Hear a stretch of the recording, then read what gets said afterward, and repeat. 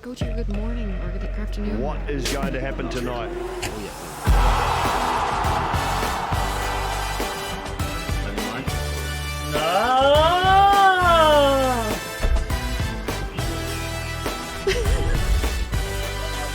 Yeah, I know.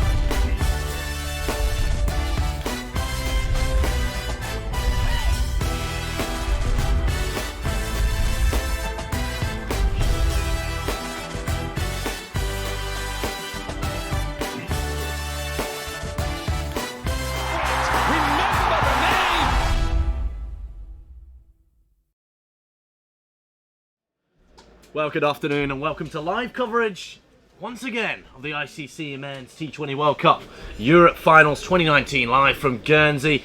You join us at a pretty overcast KG5 ground, but the promising news is no rain forecast. We're going to be watching Germany take on Denmark. It's a mid-table clash in the Europe Finals. Germany have won the toss and decided to bowl first. And once again, it's my absolute pleasure to be sat alongside Kira Metcalf, where we are going to be commentating on today's actions. Kira, how are we feeling? We just watched a pretty exciting game of cricket. We did. It was a fantastic end to the Norway-Guernsey game. Guernsey just winning by 4 wickets, and it went down to the last few balls. It was a fantastic game. A brilliant chase at the end. Guernsey hitting a 6 off the third last ball. David Hooper pulling one for 6, just avoids the hands of the fielder, pardon me, as I miss up my THs and my Fs. And we saw Guernsey grab their first ever T20 international victory in cricket. A fantastic occasion in front of a home crowd. But now all eyes on Germany and Denmark as we await this pretty evenly matched game. Yeah, this is going to be a really exciting game. Denmark definitely looking to take control of this game. They sit third on the table, and I suppose they're looking for other results to go their way and to hopefully maybe push up the table. The other game, Jersey versus Italy, is meant to be one of the final games, but all the games are being pushed to reserve day just because of the nature of the forecast. Unfortunately, the weather gods haven't been too kind to this tournament, and apparently umpires are deliberating as we speak at the College Field ground whether that top table clash will happen. We certainly hope so. It will be a fantastic game of cricket, but what does this game mean for Germany and Denmark? Talk us through that. Well, again, just going back to the table, Jersey sit top. Jersey have played some good cricket, so they're deserving to sit top. And Denmark, again, just going back, they are waiting on a result to see if they can push up and go for that one place that brings them onto the qualifiers. Well, it's very exciting, this tournament, this Europe final. It's all part of the qualification pathway to the ICC Men's T20 World Cup in 2020 in Australia. You saw a little bit of a preview of the action to come. It's going to be a fantastic tournament, as always the World Cup promises to be. And what we are just going to test out our score bar here, but what this tournament, one team gets to go through and will land up in the global qualifier in the UAE in October and November. And what will they be up against there, Kira? They'll be up against the top nations there, fighting away. Just looking at the weather here at the moment, there seems to be a bit of mist coming in and maybe some rain coming back in. So I know the two teams will want to get out there and try get this game started as quickly as possible. The game beforehand was reduced to 16 overs. And so they'll be looking to get out here and get full value and get the full 20 overs in. Well, we got the German team in front of us. I just heard a wee scream there from the hospitality centre. I think the Guernsey locals are still celebrating that international win. But yes, that's the German side in front of us, coached by Steve Notch. You can see him walking back into the pavilion on the right of your screen. Also the Scottish Women's Wildcats head coach. They'll be in action also. The points table kind of appears on the left of your screen there. You can see at the top of the table, Jersey, Italy, and there we are, right in the middle, Denmark and Germany. A little technical error right at the start of this broadcast, but there we have it. This is the points table. This is what it's all about. Denmark and Germany. This is a matchup of third and fourth. We've also got first and second on the way, hopefully going ahead at College Field. Our colleague Andrew Leonard is going to be on call for that. So if you want to watch that, that's also going to be streamed live on the ICC T20 World Cup Facebook channels and also on YouTube. But this game, what a fantastic clash. They'll be battling for third place, maybe second as well, depending on the results, because these sides will also be playing. Germany will be meeting Jersey tomorrow as well because of the rain cancellation. So imagine they could cause an upset and scoop themselves a couple more points. But this is a fantastic matchup, and there are a couple players in these sides that we need to watch out for. Yeah, Hamid Shah, the captain of Denmark, has definitely played his role with the bat and ball. He's 5 wickets so far in this tournament and 56 runs on the first day. He came in lower in the order and then they reshuffled, and he's been very effective at the top of the order opening, and has got them off to 2 big starts in his last 2 games. He certainly has, and we've seen quite a few injuries. The German side have had 3 injuries. It was in 1 game actually at College Field, and unfortunately they lost the likes of Daniel Weston, one of the most experienced German guys, and he had to head home. But they've brought in Michael Richardson, 32-year-old wicketkeeper, to keep guard behind the stumps. Pretty handy with a bat, based down in Durham as well. There's a few county guys in the German setup, and also the likes of Ollie Rayner not making it to the tournament, but they're a strong side. But we've seen the Danish side falter the last time we watched them here at the KG5. Yeah, it's been very up and down. I don't know whether that's been nerves and, you know, playing for a big prize. I'm hoping at this stage they've settled into the tournament and we're going to see some great cricket. Well, there's the German side. Like I said at the start of the broadcast, they won the toss and have elected to bowl first here. I think that's because of watching the performance of Denmark against Guernsey. Faltered, lost after they've got Hamid Shah and Nikolai Larsgaard have had 250 partnerships between them in consecutive games, but once them wickets are lost, the middle order looks frighteningly unstable. Yeah, they seem to be. I think they're opening up with a different pair here today, but we'll find out now when they make their way out. Again, the wicket, a new wicket. Well, it was new yesterday, I suppose. Seemed to get a bit of movement on it early up. Conditions, new ball. Spinners are liking it too. It's last game we saw them chase down the runs for the first time, but 110, 120 seems to be par in this wicket. Absolutely, it's funny. We had conversations with the groundsman here, Stuart, at the start of the tournament before the first game, asking what par score was on these wickets. He rather confidently said 160. We've only seen Jersey hit 150 plus. We've seen a 140 score as well. So we're going to see an opening pair here. What looks like Hamid Shah, he's wearing the 63 jersey there. I think it's looking like Andres Burlow will be the receiver. Opening the bowling is going to be Zatula Delatsai. Very experienced cricketer on the German side.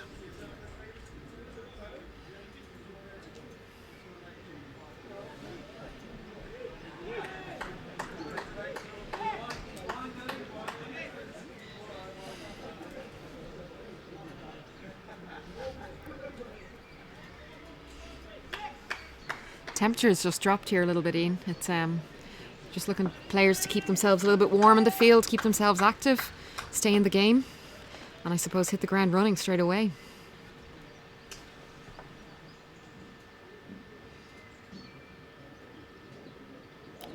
What an unbelievable, wow, what a delivery to start off. The lat side just pitching one up there. As we see, it's actually Baharaj opening and partnering Captain Hamid Shah as he just faced a properly quick delivery there, just pitched up, almost taking off his head. We've seen plenty of that yesterday in the World Cup. The England bowlers at Old Trafford, a couple of headshots onto the Afghanistan batsman, but on that side, starting very confidently here.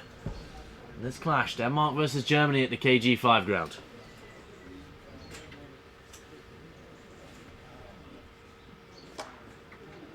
That's driven hard. That's going to be the opening runs there. He just cuts that.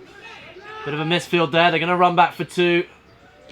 That's confident running already from the Danish batsman. We've seen them get off to a couple flying starts, making the ultimate use of the power play in this T20 format. Be good to see them go fast again.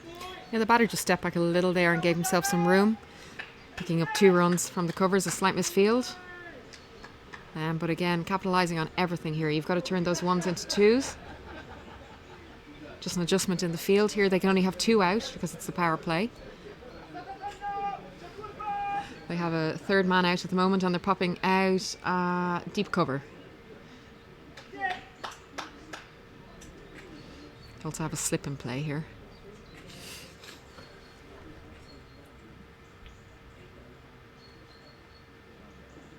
And again, very fast delivery there by Delatsai, and that just pit stop. Batsman Baharaj taking evasive action. I've not seen much of that this week. No, that's fantastic, and a good comeback from the last ball. Again, just a slightly awkward length. It's not allowing you to go back foot. It's just, yeah, it's a really good ball. It's good to see up front as well. We saw in the last game, in the first over, there were 7 wides. Not nice to talk about, but it, you know, you can't have that up front.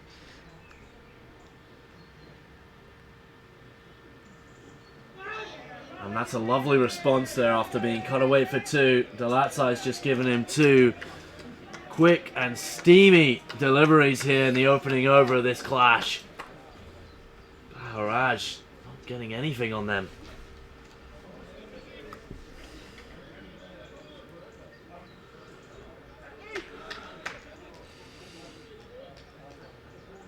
It's just going up and down. It feels like it's getting brighter now, Ian.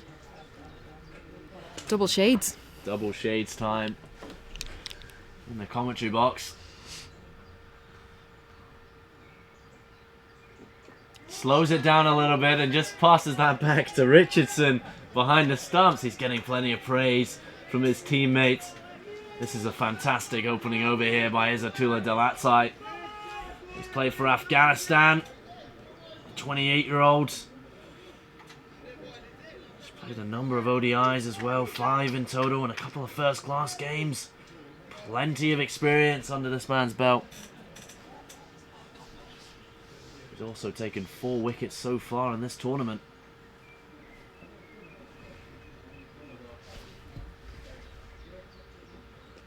Again, a wonderful delivery on the offside there. And that's a fantastic opening over there. Just goes for 2. 2 for nothing after the first over. Wow. Yeah, really good opening over there. And I just think Shah has plenty of experience batting here, and he's also got to just give a little bit towards the other batter and just kind of let him know that he's there with him. And he needs him to stick around. They don't want early wickets here.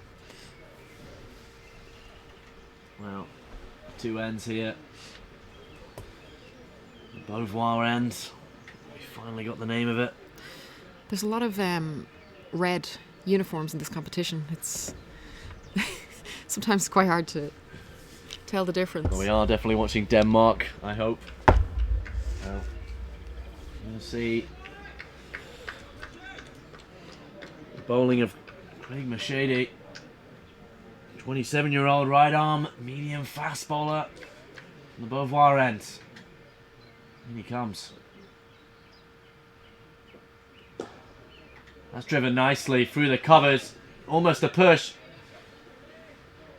Looks like the captain, Pillai, collects that well and just avoids them getting their first boundary of the day. Well, that's a lovely, lovely, lovely shot from Hamid Shah, the Danish captain here. This clash between Germany and Denmark. The ICC Men's T20 World Cup Europe Finals. Live from the KG5 ground. That's a quicker delivery there, and that just misses the banner, Hamid Shah there. Well, this is lovely opening bowling from Craig Mashady, and also Izzatullah Delatsai. It's proving absolutely menacing out there. It's to and fro at the moment. You just seen the shot beforehand. Shah picked up the line there and a lovely drive through the covers, picking up 2, and then a great return ball from the bowler. So it's evenly contested here at the moment.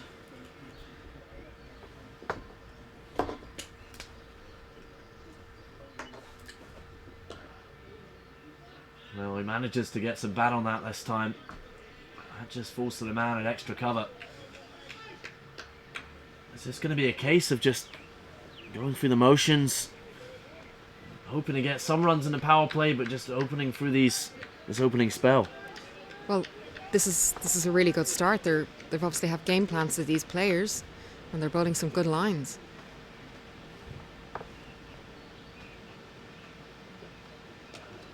Well, that's caught again. Again, finds the fielder there at cover. It's another dot ball. Craig Machete. He's really strong through that area, Shah. He bends his back and generates power through his hands. It's actually really nice to watch. He's just unlucky there not to get it through, break through the covers.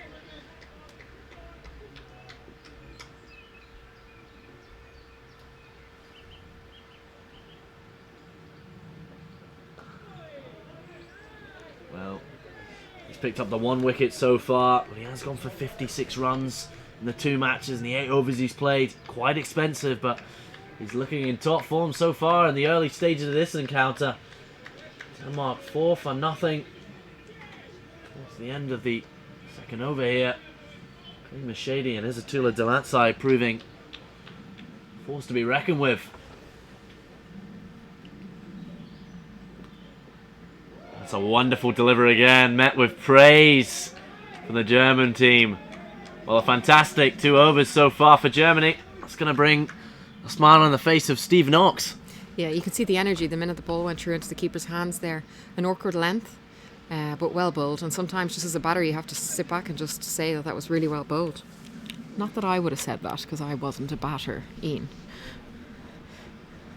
Don't put yourself down. You're a better batsman than me. He's better at international standard. You can see there's an energy here in this German side. It's nice.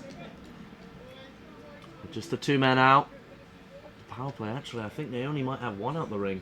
Oh no, here comes Craig Machete just coming back to fielder. Deep third man. They've also got a deep square leg. Pardon me, other side. Deep point. It's actually coming around. Just going a bit square up.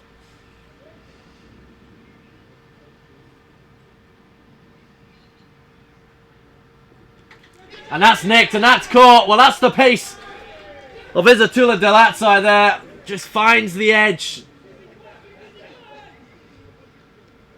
Baharaj. Really He's good. going back, pardon me. No, it's okay. It's just really good bowling. Again, he just didn't get to grips with the length there. It's very hard. It's coming through head height. Intimidating, but at the same time very effective. Well, that's Delatsai's 5th wicket of the tournament. The experience really shining through here. The 28-year-old charging in with some pace. So we're going to see a new batsman come out for Denmark. But what a flying start here for the Germans. Picking up the 1st wicket. Now it's 4 for 1 here in the 3rd over. Wow, really impressive stuff. Again, Hamid here will have to take the lead. Just allow this batter just to get in for a few balls and then start scoring some runs.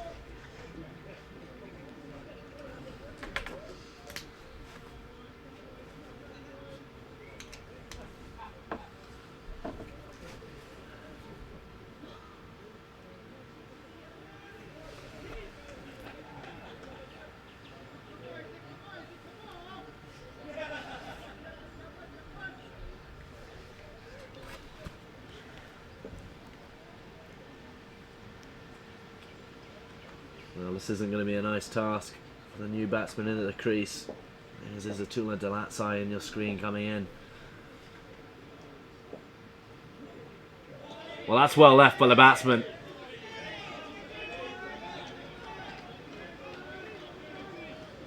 This is some of the fastest stuff we've seen in the tournament so far at the KG5. There is plenty of pace in this tournament. The likes of Ayatollah Niatsi for Norway as well. Nice shake as well, the Norwegian. I think the Germans might be taking the top spot here for the fastest bowler in the tournament.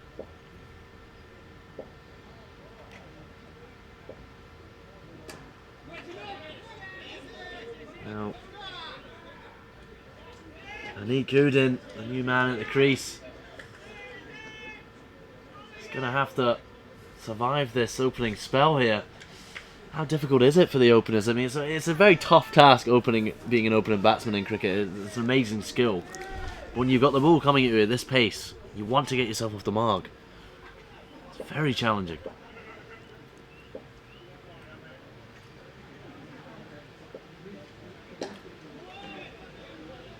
Well, Kira, you've never had to open and bat yourself, but obviously your teammates. The mental toughness. Absolutely, and just if you can see them communicating, that will help. That will give him a little bit of confidence there, just feeling one off the middle of the bat.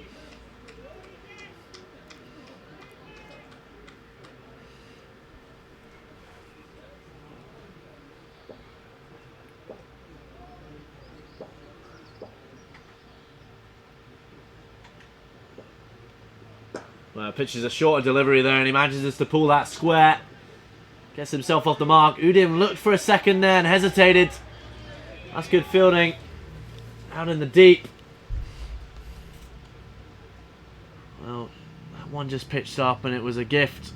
If anything there, Kira. That was just asking to be pulled away.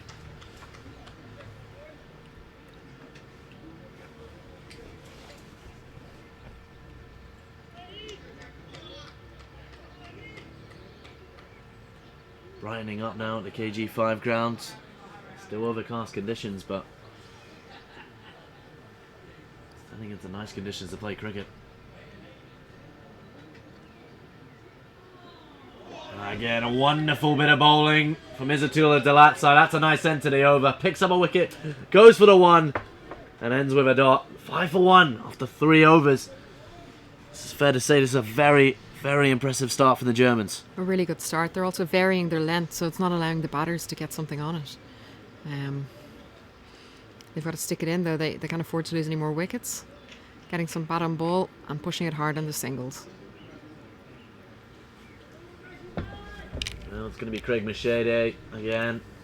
The Beauvoir end, the retirement home end, the hotel end, numerous names given. I have been affirmatively told by a member of the KG5 ground that the Beauvoir end is what it's referred to now. It's a great delivery, but really lightly played by Hamid Shah.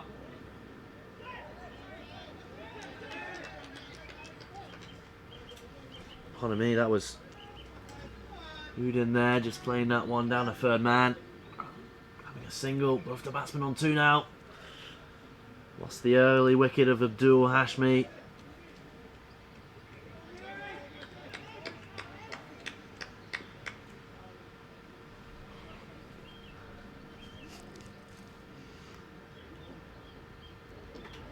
And that's a wide. Umpire signals wide. Well, important competition this. Opportunity to go to the global qualifiers. Waiting on the decision of whether play is going to get underway in the final game. Jersey and Italy at College Field today. Play will be happening tomorrow. Could go down to the wire. Could also go down the net run rate. Well, they hesitate there. They wanted a single, but the fielder's really fast in on the ball. Close quarters there. That's good to see. Energy. Yeah, absolutely. And the batters are trying to maybe have soft hands there. They're clearly trying to get some runs.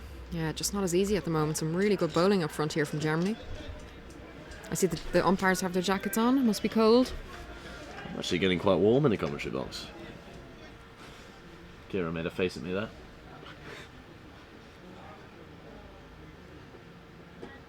And that's just come on the batsman there again. Micha steps forward, wanting a single. The Germans pounce on the ball, restricting everything right now. They're making great use of the power play here. They've just got the 2 players out of the ring once again. Deep square leg. Deep third man. Everyone else right in the ring here. All the pressure on the Danish batsman in the early stages of this encounter.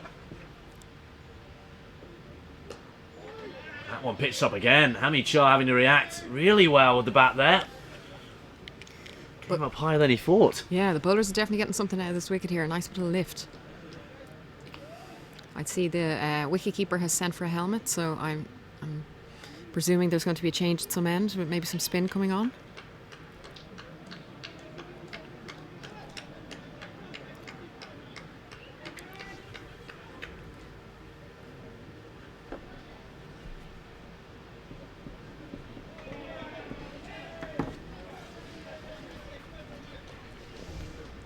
Another good delivery, as you see. Michael Richardson on your screen there. Brought in after an injury. Wicketkeeper Daniel Weston earlier in the tournament. Their encounter versus Italy on the Sunday. Lots of injuries.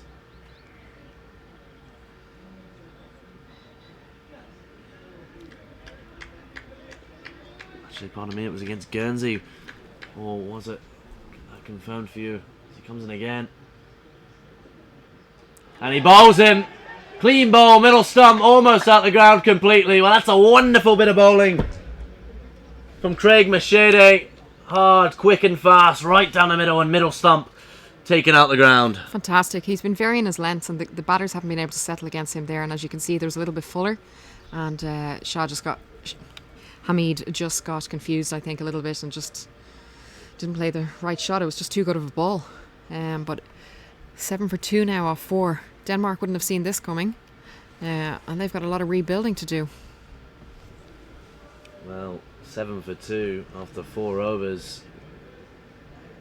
Who would have thought it after the flying starts of Denmark in their recent games? Germany got a stranglehold on them now as we see the new batsman come in. I think this could be Nikolai Lausgaard. It's actually interesting that they chose to change the partnership. Just in previous games, they did have Lausgaard and Hamid open up, and it was very effective up front for the last 2 games that they played in. Well, this is Andres Burlow coming in at 4 here for the Danish. Well, they've got a lot of work to do. A fantastic over from Craig Machede. We're going to see a change of bowling.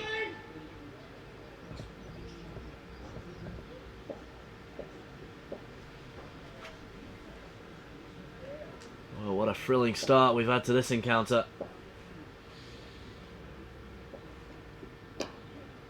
Just played onto the long side. Straight off the mark. Against the bowler. As Udin runs in.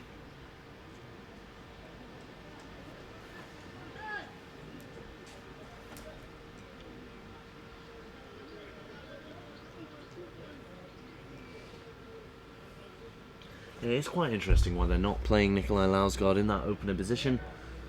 Maybe they're saving him for lower down the order. I really would like to know the thought behind this, as we're just seeing third man possibly brought in. No, they're actually going to... Deep fine leg is just coming in a little bit and just towards that fine leg position. I don't think there was any need to have him out. Well, straight off the mark is Andres Burlow. That's confident running. Sometimes it is nice as a batsman just to push one away, get off the mark, avoid the duck, and make sure Udin at the other end feels as comfortable as possible. Yeah, and I think that's exactly what that was. But also, I think he's trying to build up an energy between him and his batting partner, and just show his intent. He wants to score runs.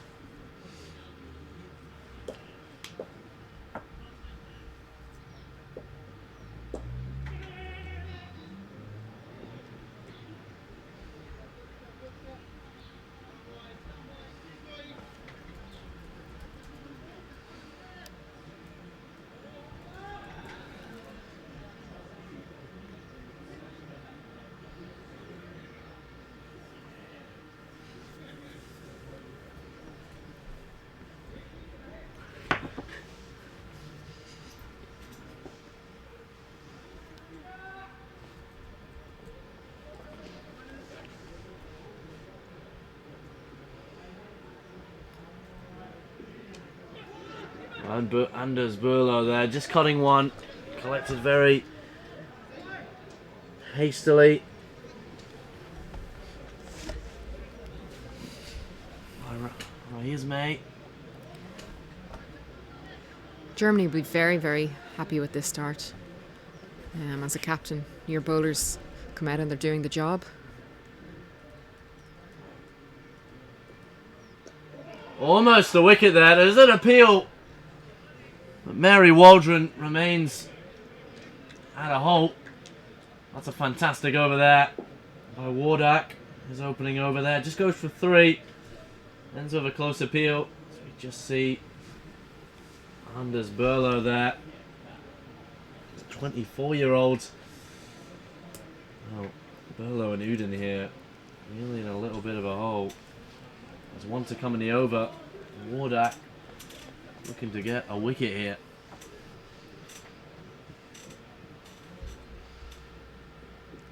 That's gone high in the air. There's no one out there, and that's a fantastically confident stroke. And that's gone for 4. Well, Anders Burlow straight off the mark into the boundary. It's a 6. Signals the umpire. What a shot! Fantastic shot. He really reached for that. And but again, I suppose at this stage, there's only 2 fielders out. So if he gets over the infield, it's safe. It can be a low risk shot. So 16 for 2 off 5. Last over with fielding restrictions. I'm just going to take a look at this bowling card. It's been an absolutely fantastic. Craig Machete and Zatula Delatai, a wicket apiece from their 2 overs. 3 and 4 runs. The most expensive just because he went for that 6 at the end. 16 for 2 after 5 overs. Fantastic start for Germany.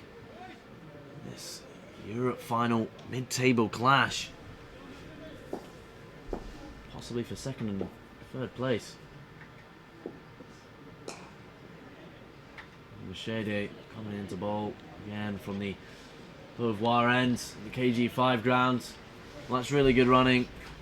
The Danish there, they just managed to sneak in 2. What I really like about this Danish side is, it's a little thing, but they put up their flags everywhere they go. They got one there on the cage in the Astro, and they always put one up in front of the pavilion as well, making sure everyone knows they're here.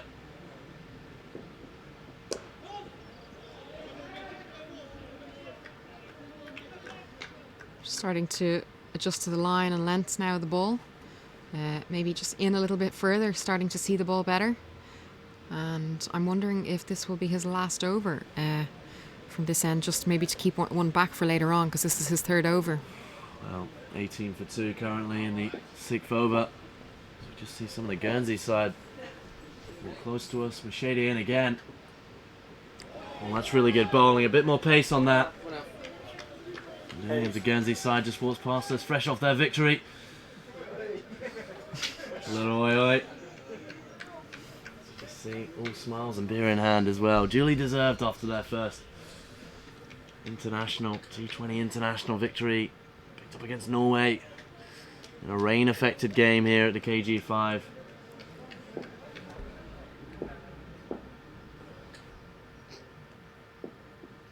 And he's gone short. And luckily there's no man out there. That's a fantastic shot. It was a shorter delivery by Machete, and we've seen that twice now. The bowler pitching a little short and the batsman getting a hold of it. And Uden, fantastic shot for 4. He moves on to 10. They score 22 for 2 now in the 6th over. What a lovely, lovely shot. Really good shot and balanced. He kept his head in control. He knew where it was, the ball. Again, a low risk shot because the batter was out at square leg. Fantastic. Pull shot.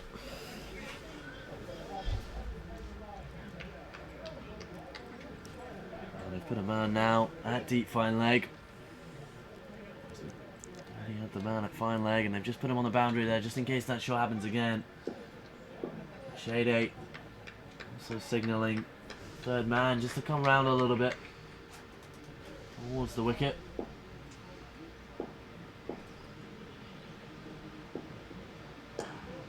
It's really good bowling. What a lovely response by Craig Machete. power play nearly over as well. It's fair to say they've had full control of that. Yeah, it's definitely Germany have definitely won the power play. But I think Denmark are just having a good little rebuild here. Okay, there's been some dot balls and a bit scrappy or ugly cricket, as we refer to during the week. But it's what's needed. They need to stay in here and just fight for it. Well, that's well left by Udin there. Anik Udin, 21-year-old. He's going to need to have a really impressive knock here for Denmark if he's trying to get them out of a hole. Really strong start. Danish batsman no match to the pace of Attila Delatsai and Craig Machete so far. The loss of Hamid Shah is a big wicket for this side. Well, it's driven forward and they run a single there. Well, that's a nice, it's a misfield. They could run two, but they remain solid. I think Udin wants to have the strike for the next over. Really nice balance shot, and again he had power in it. You could tell because the mid-on misfielded it there. Well, it was Hamid Wardak with a misfield down at mid-on. Just kind of slipped under him. He got a hand to it, which was good because it came at him at quite some pace, but all of a sudden he found himself running back to the ball. He slid onto his thigh. Well, a lovely occasion here once again at the KG5 grounds. Not as much crowd in attendance, obviously, because of Guernsey playing their match in the morning, but people sticking around and watching a bit of international cricket. This was, it could have been the final day. We're going to get cricket tomorrow. Used to the reserve days. We just take a look at the batting card there. Pardon me. As you see, Haraj and Hamid Shah departing early, but Anik Udin and Anders Burlow just recovering for Denmark. Fascinating start to this game. It really is to and fro.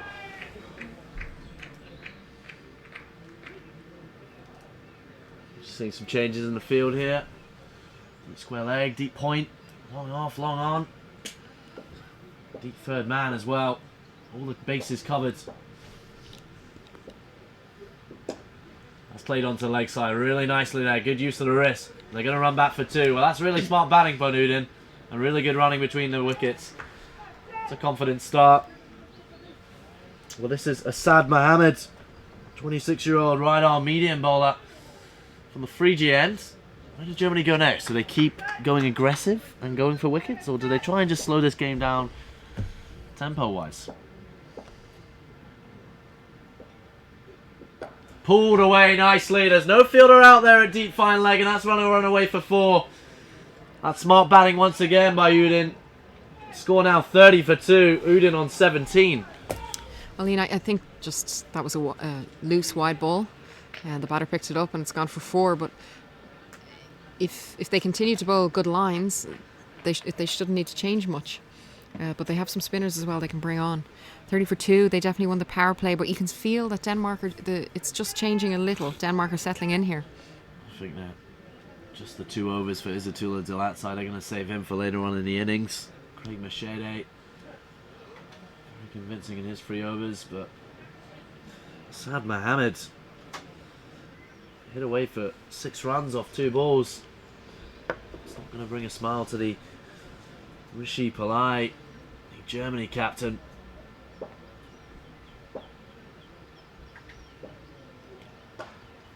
It's driven through the covers, just going to collect a single. Cash does the fielding there, and there's a bit of encouragement by the German side, just looking to build the energy up again.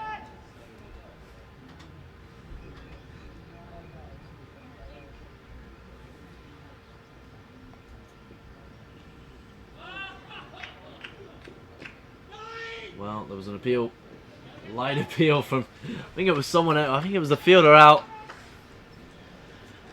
at deep square leg, heard the strike of the pad and he made a launching appeal. That sounds like, that's something I used to do in my village games. Start yelping, almost, anytime there's no bat on ball. Well, Asad Mohammed, he's played the 2 matches, not picked up a wicket yet. Pushed away onto the offside, and it collects a run there. Burlow and Udin just building up a nice little partnership here as the score 32 for 2 now. Coming to the end of the 7th over.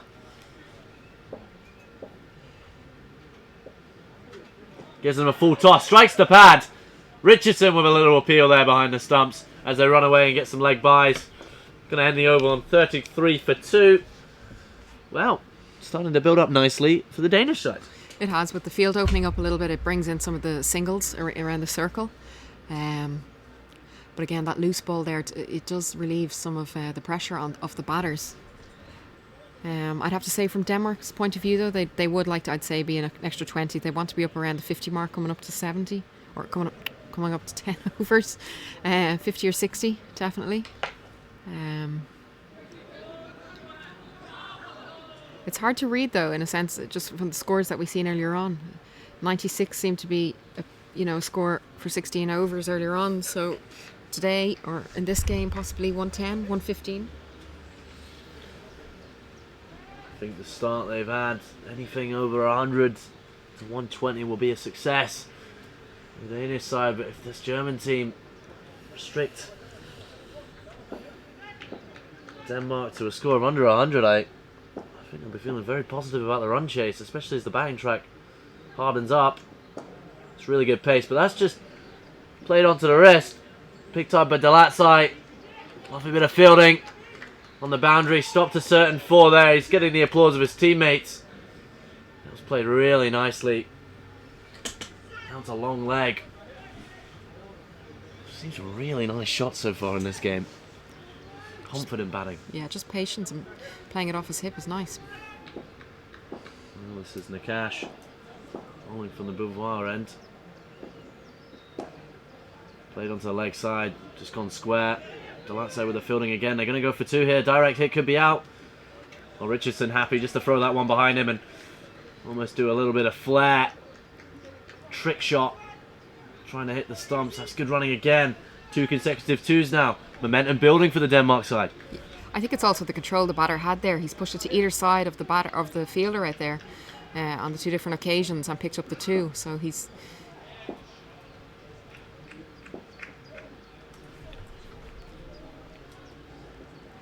a little bit of an edge. Still picks up the 1. Doesn't matter how the runs come, they're still just ticking over. Yeah, if you bolt down leg side to this batter, he's very confident there on the leg side. Soft hands and just, along with his partner, I suppose, in good communication, it's allowing them to pick up the 2s, which takes the pressure off them. Well, Burlow is having a little stretch here. He's coming in to face the bowling of Nakash for the first time. Pulls that one forward. Confident shout for no there. It's Wardat. Went for that direct hit on the stumps. Now we've chatted of this word going to be used once again. Intent. Intent in the field, intent in the running. Something that maybe some of the sides have lacked in this tournament.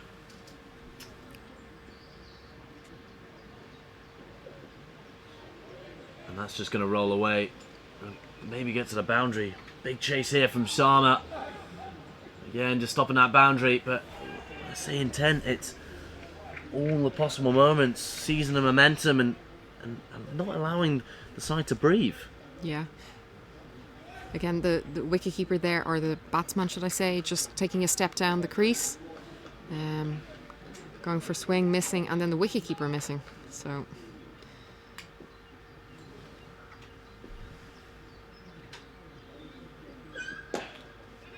wow, that's done really well. Nakash stops the ball. It was driven at him hard and he managed to get a hand down to that. Stop that running away, possibly down a long on. That's a heavy over. 5 off it. The run rate sitting at 5 and over. 40 for 2 at the end of the 8th. I think it's a bit much better overs. The last 2 overs have been better. Pushing up to that 50 mark. Again, I think that they'd like to be about 60 off 10. And then with obviously wickets in hand so they can push on. Denmark have definitely taken a little bit more control.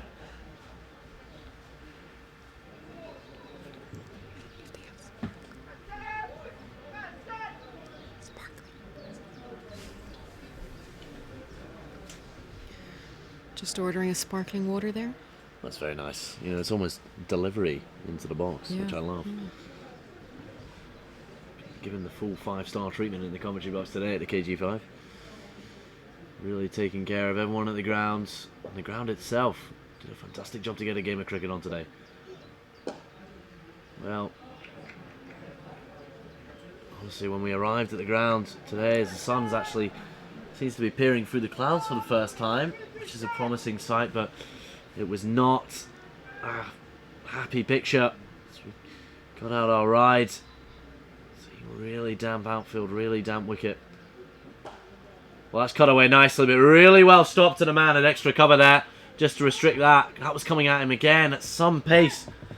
That's the captain, Rishi Pillay, just putting a hand to that and stopping it rolling away to the boundary.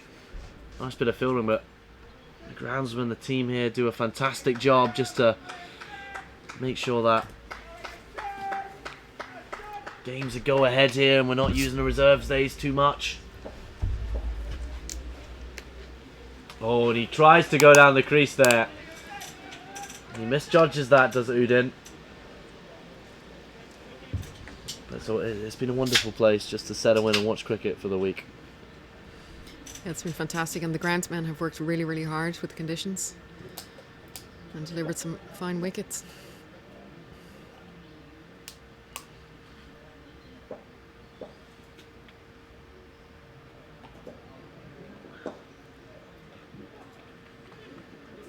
Played nicely onto the long side. Leg side picked up nicely by the man at deep square leg.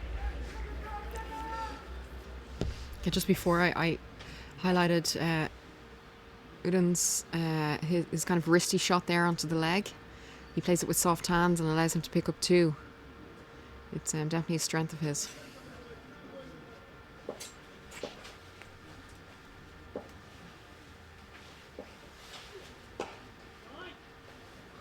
Well, that's a bit of silly fielding. Rishi Pillay, the captain, got on one knee there and expected the ball to go into his hands at extra cover, but it almost just pitched up. It looks like it found a divot there. He is standing on the edge of the wicket, so I think it might have just gone into one of the batting tracks and just pitched up. It looked a bit like a fool. He sat on one knee and the ball rolled away, and batsman took a single there. Burlow to face now. Made that onto the offside, and Pillay does the fielding this time successfully. Score 46 for 2 after 9 overs. Well, they get to that 50-55 mark after 10. I think this has been a good recovery from the Danes. Definitely, and you're seeing 2 kind of different approaches. One batter is liking to attack, move his feet to try bring on runs and hit the ball in front of him. But they've definitely recovered well from where they were a few overs ago.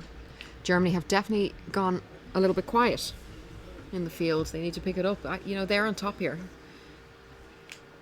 Well, they've 2 wickets in hand here. As we're going to see an appearance of Abdul Shakur for the first time. Going to be bowling from the 3G end. Pardon me, he's going to be bowling from the Beauvoir end. You see, I had a fear about that word, but I keep saying it. Yeah, I think you've nailed it. I think you should try yourself. No, do you know, I'm good. Why not? It's not the worst. If anything, it's actually quite easy.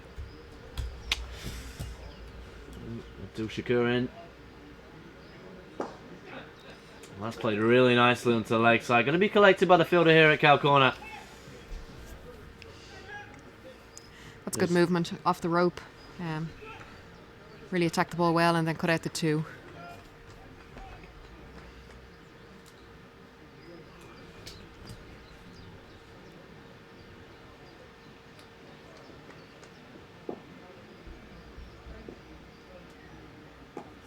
He gives him a full toss there, but there is a man at deep square leg. This is Attila Delatzai. A good arm back into Richardson. Bit of variation already from Rahimazade.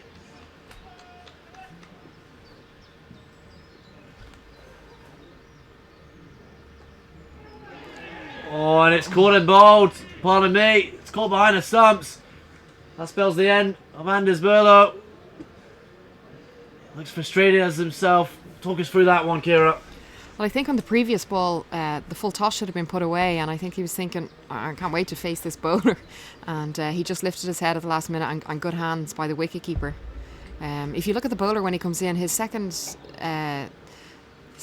and last step, he slows it down and he kind of holds up his action. And he you know, it's harder for the batter to read. So I think this is a good move and a good change of bowling.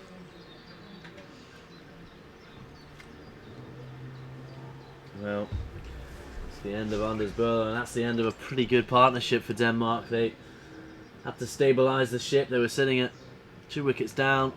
Pretty low score, under 15. We see the new batsman come to the crease.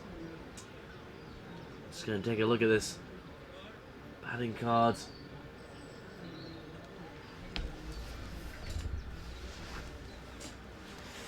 .3 overs and 48 for 3. Denmark had pulled it back quite a bit there. It's unlucky to lose that wicket there.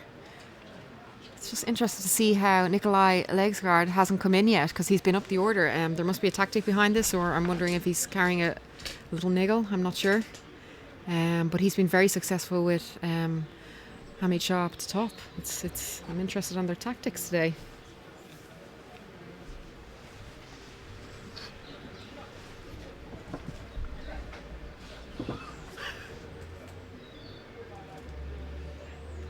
Well, Udin is the man for Denmark at the moment. A nice 29 after 25 and really controlling this innings, but Germany claim another scalp.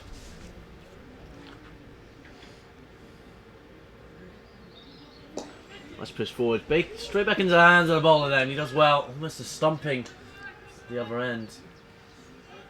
So we just find out that the game between Jersey and Italy is going ahead. And it could be a catch there. Oh, well, it was almost an opportunity at fine leg. So he tries to go for what looked like a big lofted drive. Saif Ahmad, the new man at the crease. It's an ambitious way to get off the mark. Oh God! If I was the batters now, I'd be coming together, having a quick chat there. Also, I think that was a bit of a chance. Miscommunication between the fielders could prove costly.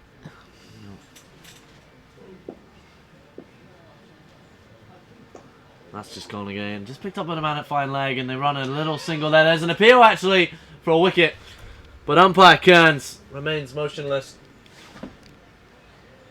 Well, it's good news. They're still doing a 2020. There was concerns about the conditions at College Field and whether the rain had affected the ground too much, but Jersey versus Italy going the full way.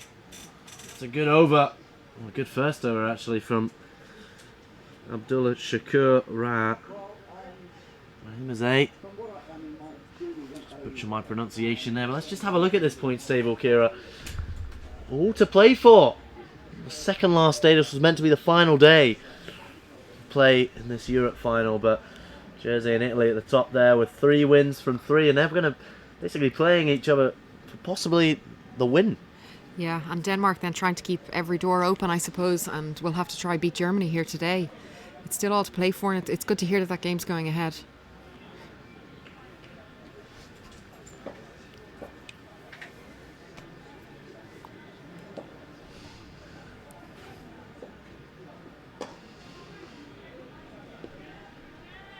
Well, this is Asad Mohammed again from the 3G end.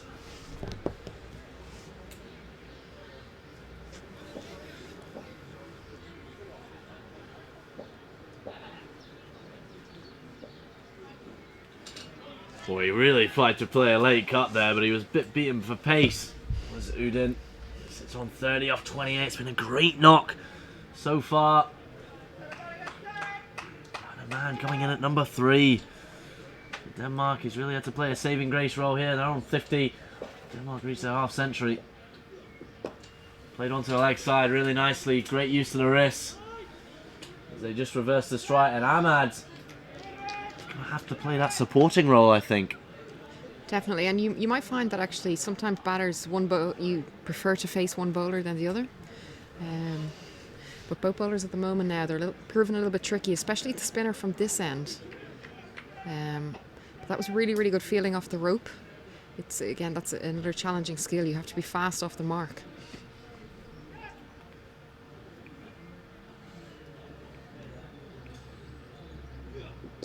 Well, Mohammed with a quicker delivery there. You can almost grunts and exhales the force he put into that one. I know this seems like an obvious statement, but the sides that have done well, you are nodding your heads with stupidity, but the sides that have really done well here have the sides are the sides that have given the most energy. What a great bit of fielding. This is going to be a tight call. Umpire Mary Waldron has given that an unbelievable bit of skill out in the field. Bit of hesitation there and just a bit of a mix-up. Well, that was really unlucky. Abdullah Shakur. Rahimizade picking up the ball and in one leap grabbed the ball and in the same movement dived onto the floor, chucked the ball forward, hit the stumps, and that spelled the end of Udin for 31. Well, it's these magic moments, these moments that are really creating games, and I'll tell you, that was special. That was fantastic fielding. Textbook-like, and just they didn't commit fully to the run, and unfortunately they weren't there, and Mary Waldron had to give them out. This is interesting. They keep on losing wickets at vital stages here. We're only up to 10.4 and already down to... That's the fourth wicket got, is it? That's the fourth wicket. Yeah. 51 for 4. So just wait for our scoreboard underneath the screen to update. Well, Germany just grabbed another tighter grip in this match versus Denmark. So from a fielding point of view here, you have 2 new bats. You know, keep mixing it up. Try force the wicket. Well, Denmark are in a little bit of trouble here. Udin departs for 31, and he really is the centrepiece of this Danish recovery. But it's going to be 19-year-old Oliver Holt coming in for Denmark. He's going to face the bowling of Mohammed. 16 for nothing. Here's 2 overs. It's driven forward. Just into the covers there, and that's a nice shot to get off the mark. Well, another wicket coming in the over. 51 for 4 now after 11 overs. Germany in a very strong position. They certainly are, but I'm again, as we spoke about, I'm interested to see why Nikolai Legsgaard hasn't come in. If there's an injury or there's it's a tactical move that they're holding him back. But he's definitely a batter that could come in and change this as well. So if it's a case that it's tactical, it might work out in their favour. Yeah, he wasn't written down as 12, 13 or 14 on the team sheet. I am wondering possibly if he's picked up a niggle in training maybe. Or maybe ill, because confusing decision. Why the tall 22-year-old left-handed batsman, he can also bowl, and he's bowled very well in this tournament. Well, he hasn't made an appearance so far, but Oliver Holt, he's been very impressive. As you see, a nice bit of bowling there from Rahimizade. Trying to the covers there once again. Oliver Holt moving on to 2. Again, this is good bowling. You see in his second last step, he just holds it up a little bit, teases the batter.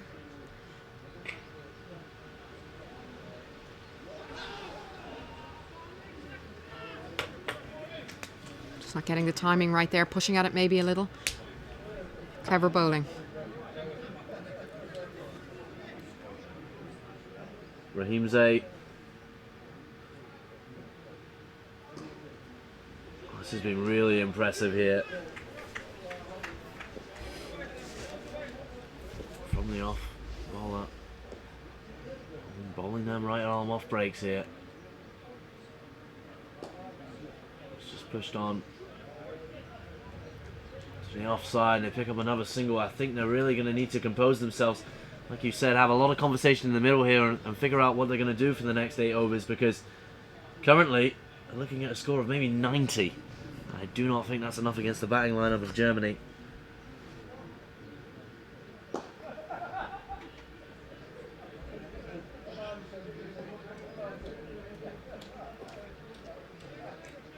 That's a really good over. Again, he's building up pressure from one end, passing the ball over to the bowler down the other end, and they're working in pairs, and it's really working well for Germany. It's nice for the captain as well. He doesn't have to keep on moving the field. It's consistent, and it's putting lots of pressure on Denmark. Well, they've had no problem chasing down. They chased down 117. Got their 5-wicket victory against Guernsey. Remember that? With the KG5, a couple of massive shots as well from Delatsai.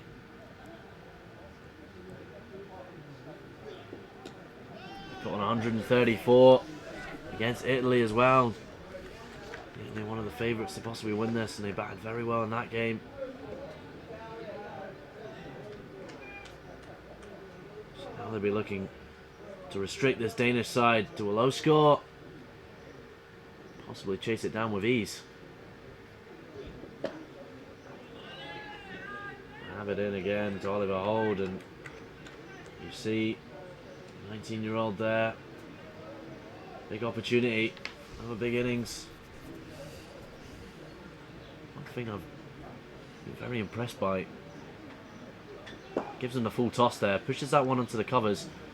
Collects a single. Maybe impress is the wrong word, but the Danish side are very tall. Yeah, they are. But we haven't even seen their tallest player yet. There's Nikolai Lausgaard. We didn't realise how tall he was until we went and had lunch yesterday. Surprisingly tall. Yeah.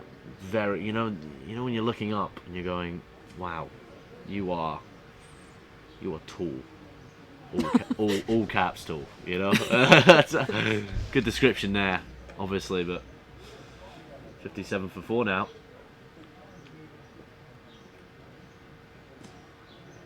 Aborts his run up there. It's difficult conditions. Just look around the KG5. There's a game of some youngsters are having their own game of cricket on the sidelines. Always a nice sight. Wonderful occasion here. Guernsey for the Europe finals. Pitch is a short one. Now, that was a gift from Mohammed. Ahmad didn't quite get a hold of that.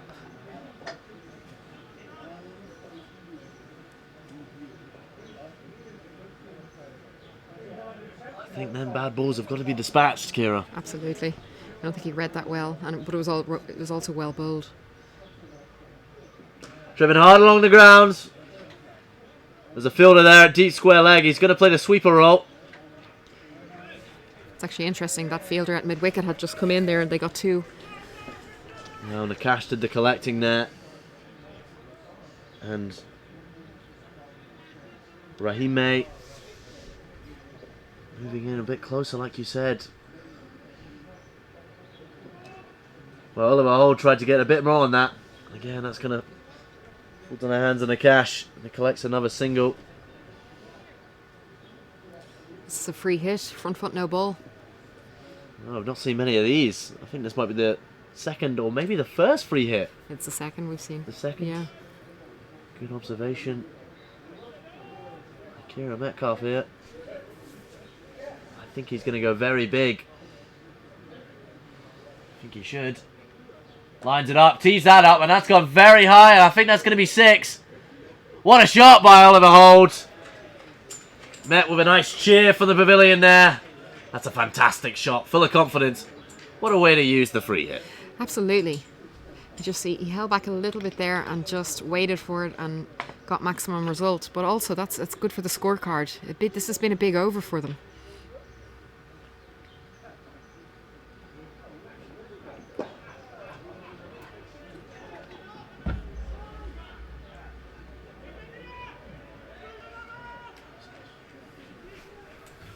Well, 13 off the over. It was a very big over there. 60 for 4 now, and that's a much more comfortable sight for the Danish side.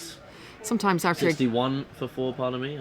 No, there we are. 67 for 4. I was thinking that wasn't quite right. Well, it's just updated on the scorebar below.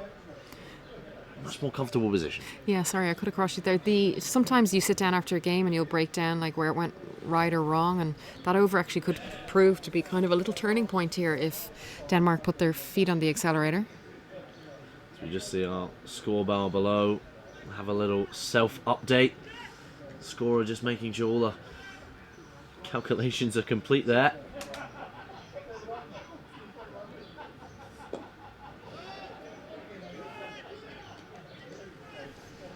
Now it's Rahime bowling from the au revoir end here at the KG5 ground.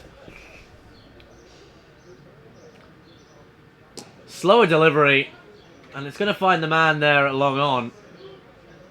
But again, it's almost a little bit of a gift for the batsman, and they've seen what Oliver Holt can do. Yeah, I actually think it's good bowling, because the batter can't fully hit through the line unless he's going to go over the fielder. But the batter's playing that well, and also the bowler's just holding that ball up a little bit, which is actually proving hard. It's good bowling too. Tries the sweep shot there. Ahmad just gets enough on it, but again, it could have been a run out if the fielder was a little further with the throw. That was Sama out there doing the duties in the field.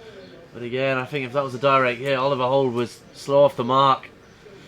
Talk about the pressure that the fielding side has got to create chances. The German team has been very good so far at just forcing errors and continuously battling through and getting these wickets, but all it takes is another 25-run partnership, and suddenly Denmark feel confident they can get over 100.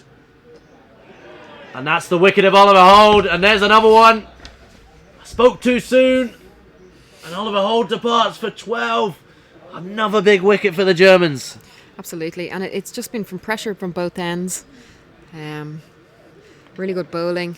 They've been quite strict with their lines and lengths. They're getting it right most times, and it just builds pressure. The batters have to put the pace on the ball, and it's brought on another wicket. Well, this has been the game so far. 17 for 5. Udin, the star batsman for Denmark, 31 of 29 deliveries, really put the fight back on. Crucially, the Germans seem to be grabbing wickets at crucial points, not letting momentum build too much for the Denmark cricket side. As we just see here, double for Rahimzade. His 2.4 overs, and Dalatsai and Craig Mashady with that blisteringly quick start, picking up 1 wicket apiece. Germans looking full control as they sit on 70 for 5. I do think it has been a good recovery for the Danish. Yeah, just that run rate is down at 5. I would like that up about 7, maybe 8. It hasn't really been very high this week at all. Maybe that's to do with conditions, nerves and many other things, but definitely it could be a bit higher at the moment, especially coming into the final stages of this innings.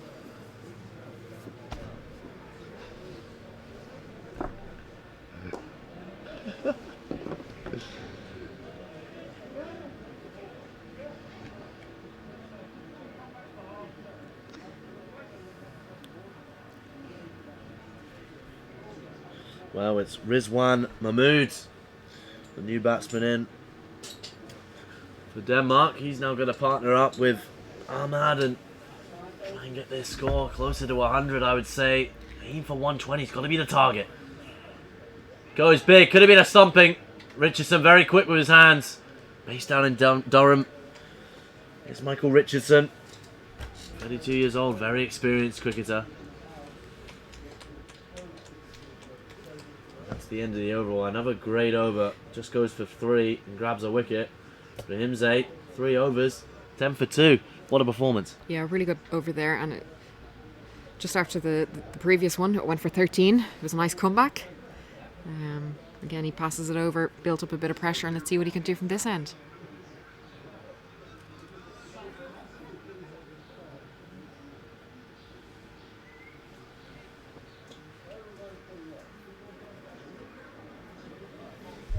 Just going to check up on the score in that crucial encounter at the top at Jersey versus Italy.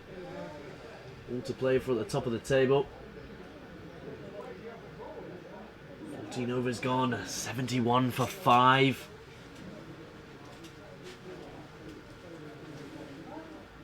Jersey is sitting on 29 for 2. After 4.2 overs. It's been a cracking start by the Italians by the look of it. That game is being covered by Andrew Leonard. Again, streamed live Push forward. Well, that's a really confident stroke by Mahmood. Moves on to 2 there. Ahmed now on strike. Wadak. The bowler from the 3G end here. What did the German side do here, Kira? Do they keep pushing on and try and go for wicket, or do they restrain that run rate down? Looks like they've got a very widespread field here, so I think they're going to be happy for the Danish side to take singles. That's just a late cut. Really well done. Sad Mohammed diving to his left there. Did really well just to restrain that ball from going all the way out to deep point. Seen a lot of that today, but yeah, what is the tactics, do you think? I think for the bowlers, just continue bowling a good line. Let that take care of itself, and fielders really back up their bowlers. Well, they're going to run a single direct hit, could have been out, and that's been a misfield and overthrow there. They could run 2. Picked up by Nakash. He nearly threw it at his bowler. You know, I think they'd be quite happy if they're, you know, chipping away with singles, but especially would have been coming up to the 15th over. But again, we did highlight, I suppose, 110, 120. If they can keep them under 100, they'll definitely be happy, and they'll definitely think they can chase this down.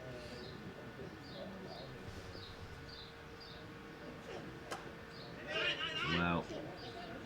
Driven there to point. Sad Mohammed, the collector of that now. If you're just tuning into this game, Germany won the toss, decided to have a bowl, and I think it's paid off for them.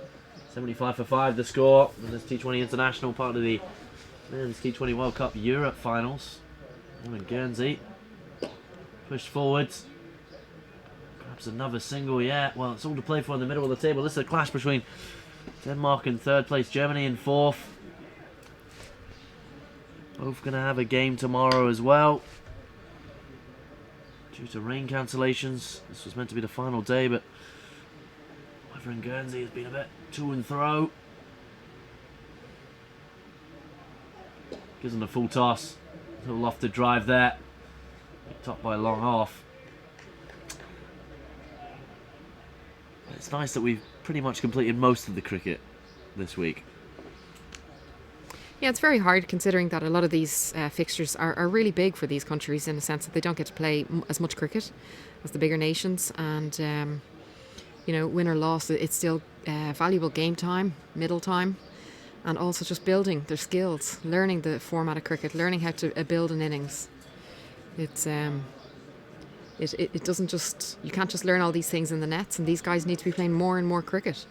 So for them to come away for, you know, take time out of work or other commitments, they want to be playing as much cricket as they can over this week. Well, I think we're going to see Craig Machete again. We are. He's going to bowl his final over. 77 for 5 after 15 overs here at the KG5. I think this is a very good decision by captain Rishi Pillay.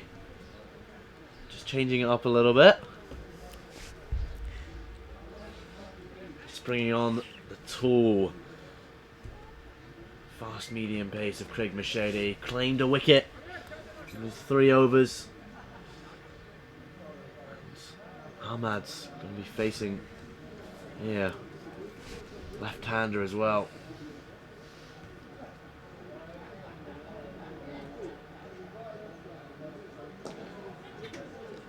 Wonderfully late cut there. It's going to run towards the boundary.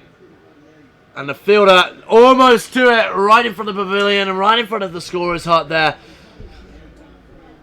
Sharma dove onto his front. Almost got fingertips to it, but eventually just pushed it over for 4. It's 81 for 5. And that's how you deal with the pace of Craig Machete. Yeah, I think he can be very effective, and it could be a good move, but only if his lines are right, or else he's going to be hit. And especially with him bowling at that speed, bat on ball, and it'll travel.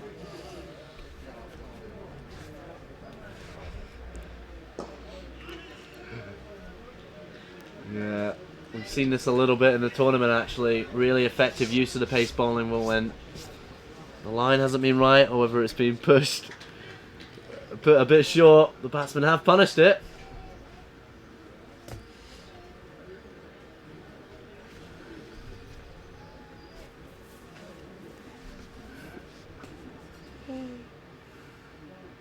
Full delivery there by Bashedi, and it's just going to be a single. As Mohammed does the collecting for the German side. Delatsai having a look at the ball there. I'm sure he's got some words of encouragement. His fellow fast bowler. This German side is Atullah Delatsai, former Afghanistan international, playing for Germany now. So I think they're just bringing the man, deep third man, just in a little bit. For me, it's deep fine leg. Now just playing fine leg. Push forward again. Just going to grab a single. They're happy to let the ends just keep rotating ends here. I think they'll be happy to pick up at least 6 and over. The score moves on to 83 for 5. Bashedi being a little less effective than he was at the start. 18 for 1 from his 3.4 overs. Like you said, Kira, if he doesn't get his lines quite right, I think the batsmen feel very comfortable just to play him a bit wider. Absolutely, and also it just seems that they're taking a little bit of a different approach. They're attacking him, not letting him settle into his over. They're taking control of it.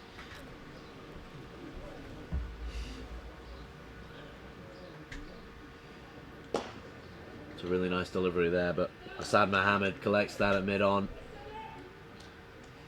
Driven really well. 1 to come in the over. And another single. 7 off it. It's been a pretty expensive over here, actually. They march towards that all-important 100 score. I mean, psychologically, anything under 100 must give you a massive boost when chasing. And that's a great delivery to finish off his spell. Craig Mashedi finishing on figures of 19 and 1 wicket. That's an expensive over there, but like I was saying, anything under 100, the batting side must feel so much more confident. Yeah, I agree, but it's kind of hard to read here because it just, as you've seen at the scores over the week, you know, you said about the groundsman saying it was 160 would be parring these wickets, and we haven't seen anything like it yet.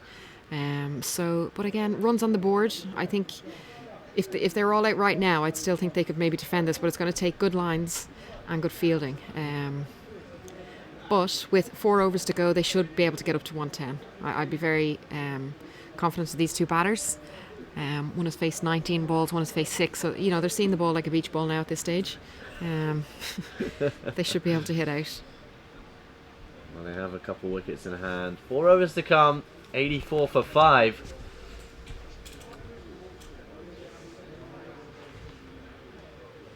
Just having a look at the field now, and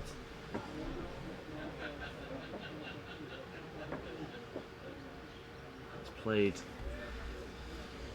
third man there. Well, they've got third man and fine leg in. Mid on and mid off out. Deep square leg. Deep point. Looks like they have mid wicket in as well.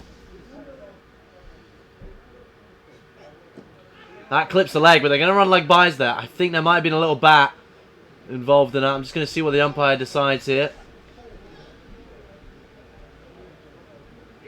Well, Kearns not signalling leg by, so he did get a bit of bat on it. That's Wadak.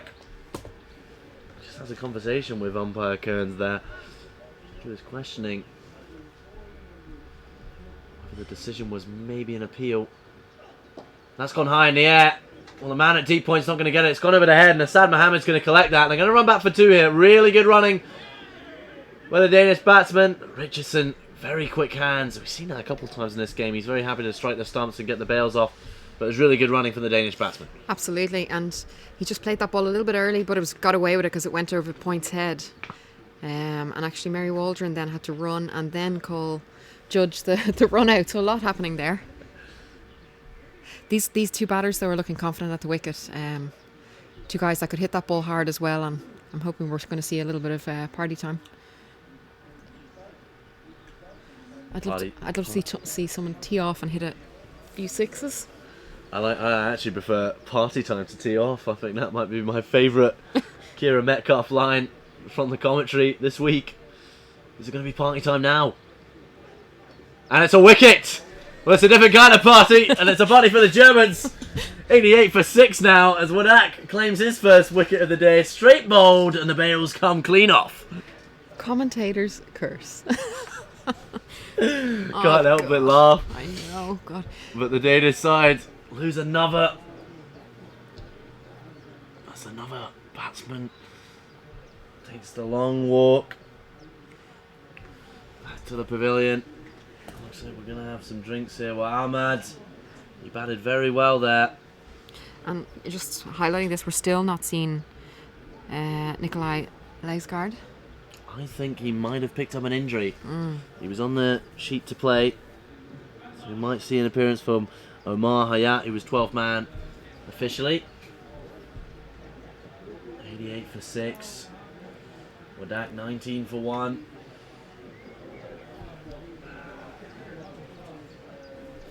Just seeing the progression here. Well, really nice partnership in the middle. Great start by the German bowlers. They head towards 100 here, but another wicket. And they're getting them in pairs, actually. They're getting... The Danish side are picking up wickets in pairs, which is all very important in the T20 format. Well, it actually is, because then you're bowling to 2 new batters. Again, the other batter has only faced 7 balls now, and we've got someone new at the other end.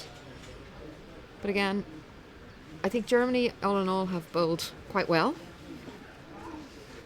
Just getting an update from the all-important clash at the top of the table. Jersey taking on Italy at College Field. 48 for 3 after 6.4 overs. Italy really looking like they've got a hold of this Jersey side, as they grab another single. 89 for 6 now here. This game at the KG5, 3rd and 4th playing. Also 1st and 2nd playing over College Field. Our colleague Andrew Leonard with live commentary of that game. Be sure to check it out. Incredibly exciting stuff here at the Europe Finals in Guernsey. And that struck on the pad. There was a late appeal there by the man at 3rd man. It could be direct hit.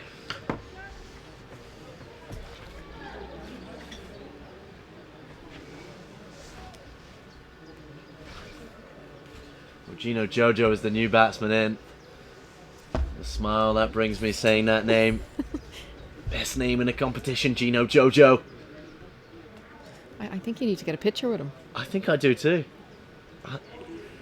I'm part of the fan club. We are neutral, but there he is, Gino Jojo, on your screen right now.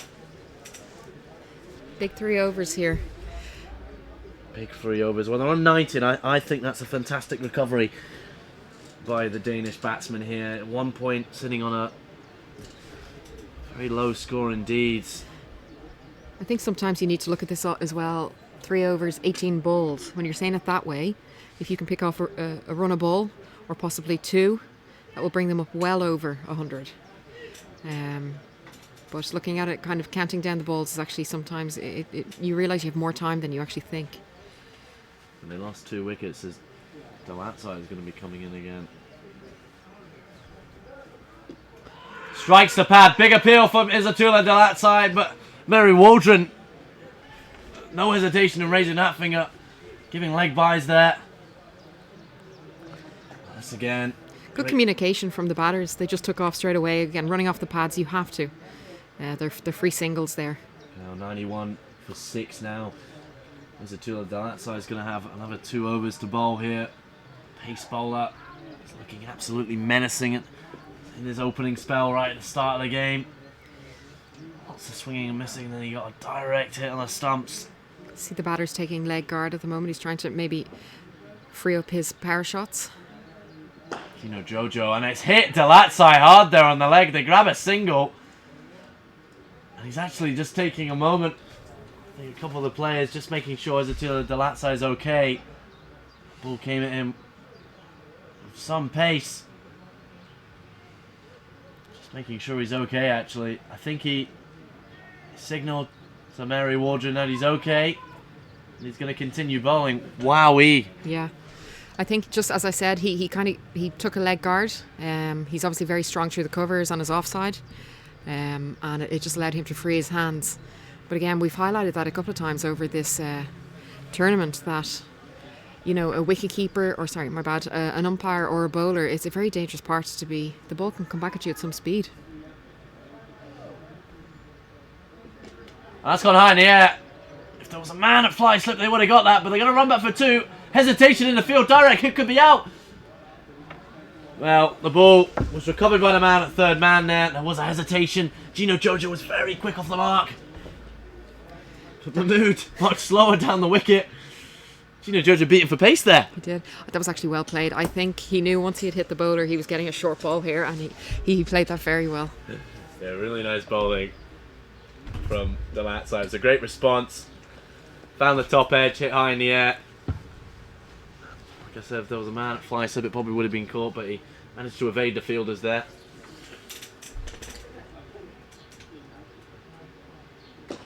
And he tries to pull that. He's going to find the man at deep square leg.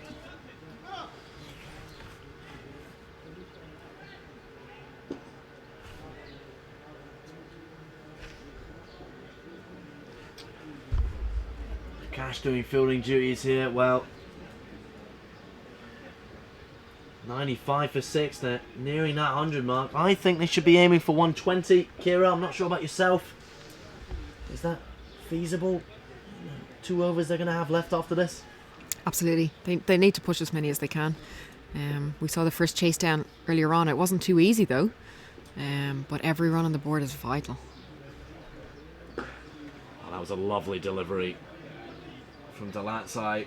Picked up on the man at long on there. Some really good arms in this team as well, and I suppose as a batter you need to be aware of that, who's left hand, right hand, who has a good throw, who doesn't, so that you have to take all that into consideration when you're trying to build up your total. Mohammed's been a bit of a magnet today on the field. Same with Nakash.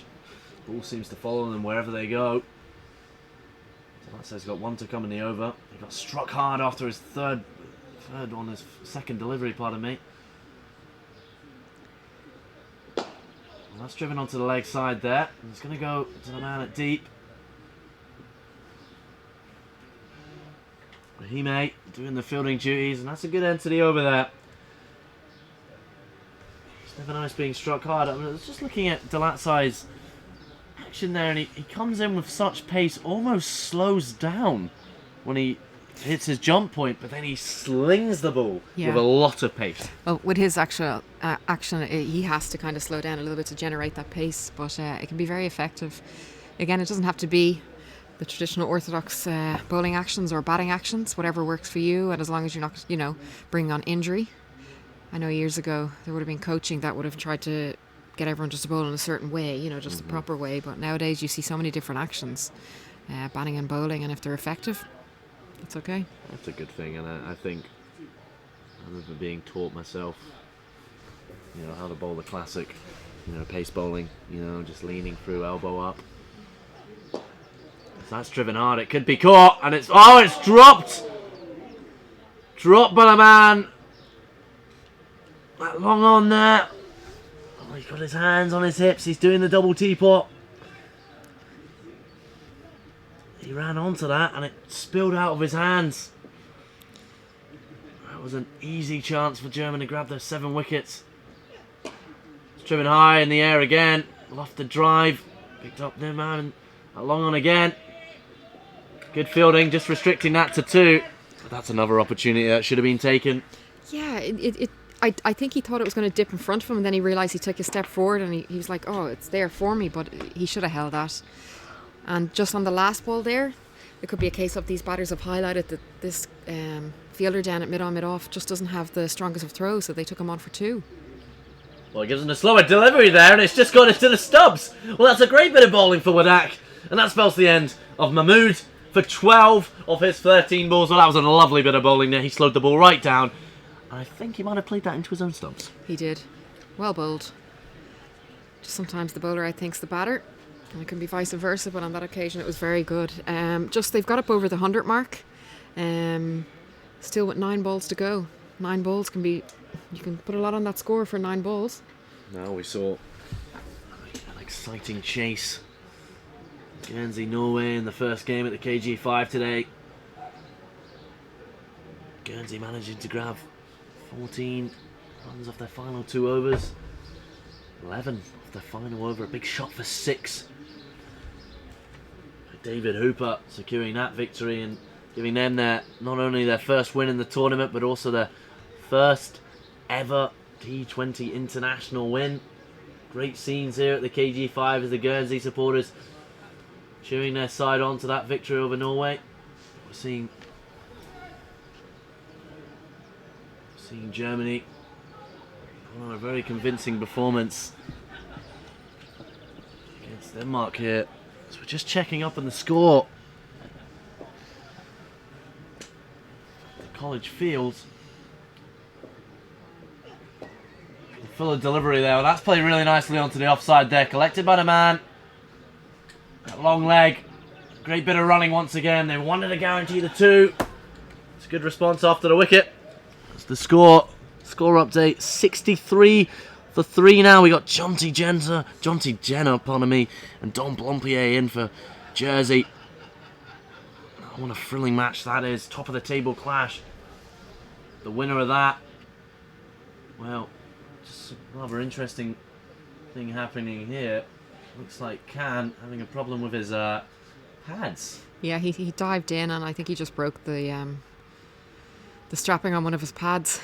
But just on the running of Denmark, it's clearly that they've been working on their fitness. It's been very good. They're confident with each other's running. Obviously, they have communication, but having confidence in someone that you're running with, knowing that you can get maybe a 2 or a 3 and you can push it. There's 1 or 2 teams maybe that wouldn't have that at the moment, and that's an area that they need to work on. It's the batting card here, and an amazing start by the German bowlers, just restricting that opening partnership.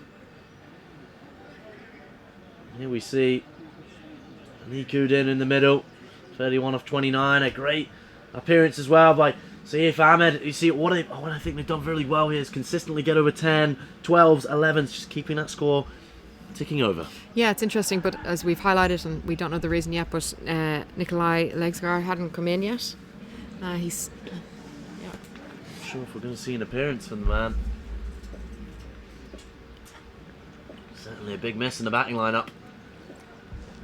Advances down the crease, lofted into the air, almost received by Wardak.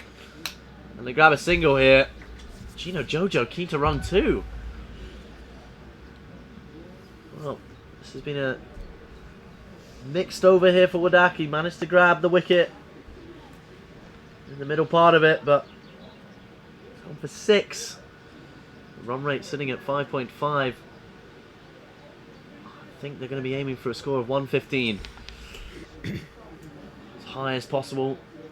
I think Germany have done very well. Their fielding performance very on point. And he strikes again! Bowls him! Wadak grabs his 2nd in the over and his 3rd of the match. 104 for 8 now. It was really good bowling. He's just sticking to his game plans. He's just challenging the batter, bowling good lines. Fuller ball there.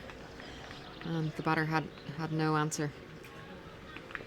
Well, that's a really good spell of bowling from Wardak. Hamid Wardak finishing on figures of 26 for 3. And I think we're seeing Nikolai Lausgaard now. Yes, this is Nikolai Lausgaard. Well, he's coming in down the bottom. We've seen him open in this tournament. So I wonder why the decision is here. Maybe there's been an injury. Maybe it's a bit of sickness. But this guy can hit. So we might see a party time over. In the words of Kira Metcalf, former Irish international. Good use of her words. Rolls her eyes as I describe her sporting past. Well, I'm going to try and find out the decision at the innings break, but 104 for 8, 1 over to come, and it's going to be... Here's a Tulat Delatsai to finish off the bowling here for Germany. Full toss, not quite given the full treatment. Just a single. This is going to be Lausgaard, 22-year-old left-handed batsman, also a bit of left-arm orthodox as well, so we might see appearance of him on the ball during the Germany chase. But he can really hit the ball hard and down the ground. This might be a bit of a tactical masterclass here from the Danish side.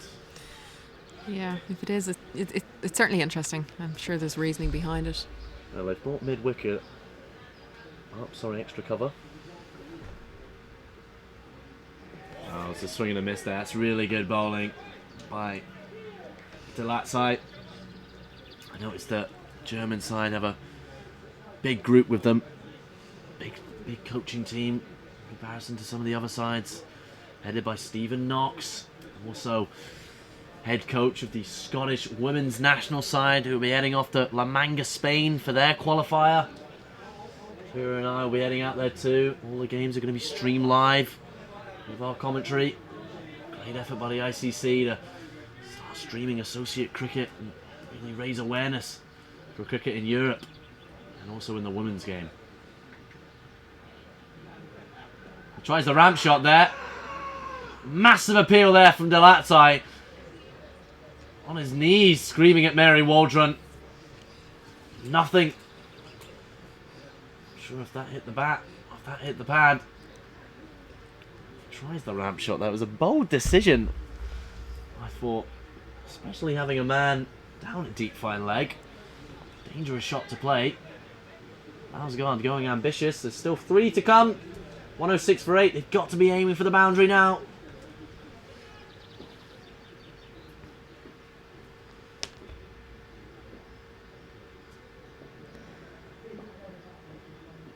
Advances down the crease. They're only going to pick up a number single. Oh, 107 for 8 now.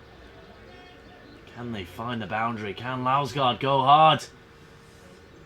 Put them into the 110s. It's been a tremendous effort in the field by this German side. A fantastic start.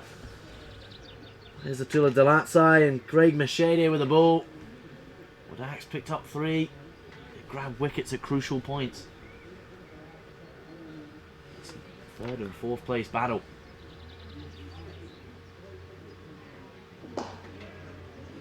It's going to be another single. I think Gino Jojo wants to go for, pardon me, Khan wants to go for 2. No, just the 1.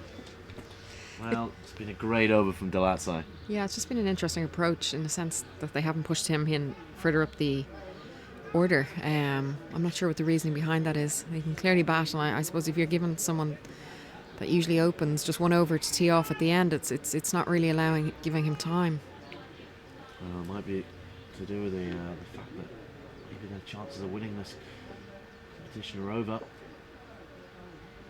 Driven hard down the ground, it's going to find the fielder at extra cover, and that's it, just a single to finish off. Well, the final score is going to be 109 for 8. This is looking like a pretty chaseable total for the German side. Just going to take a look at the batting card first. Talk us through this one, Kira. Fantastic start by the German bowlers, but pretty good for the middle order and the recovery. Yeah, the German bowlers really come out with some clear plans and just put the opening batters under pressure from the word go. They did kind of a recovery for a while, but we highlighted that they lost wickets in pairs, and that can be very dangerous in a sense that you have two new batters at the crease each time. But the run rate 5.4. I don't think Denmark will be unhappy with that. I think it's going to be evenly matched, if I'm being honest, and this is going to be an interesting finish to see who can claim this win. Well, the Germans are good with the bat, but the Danish are also good with the ball. Just look at the bowling figures here. Hamid Wadak, the standout performer, 3 wickets, 26 runs from his 4 overs. Craig Mershadier and Attila Delatsai, the pace bowling at the start, really causing havoc. Causing a bit of confusion in the Danish lineup at the start, but also shout out to Abdul Shakur Hamze, picking up 2 wickets from his 3 overs. You look at the full of the wickets at the bottom there, crucially 3, 4 and 5, all within that 48, 51 and 70 region. Quick wickets at the end. It's going to be an excellent chase. We're going to have the commentary in 10 minutes time. Kieran and I are going to join you again. It's going to be a thriller between 3rd and 4th here at the Europe Finals.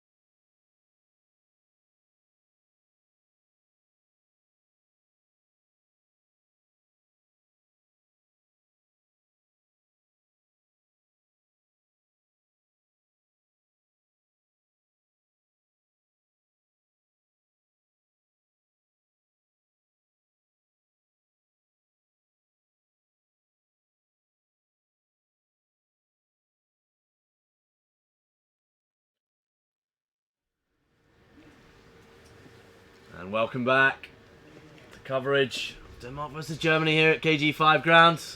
Myself, Ian Leggett here, alongside Kira Metcalf. This could be a very exciting chase here. As you can see the scoreboard bar below. It's just going to update the start of the over. 109 for 8 after 20 overs. Germany needed 110 to grab a victory and possibly secure third position or maybe second depending on results. We've got the top of the table clash happening right now.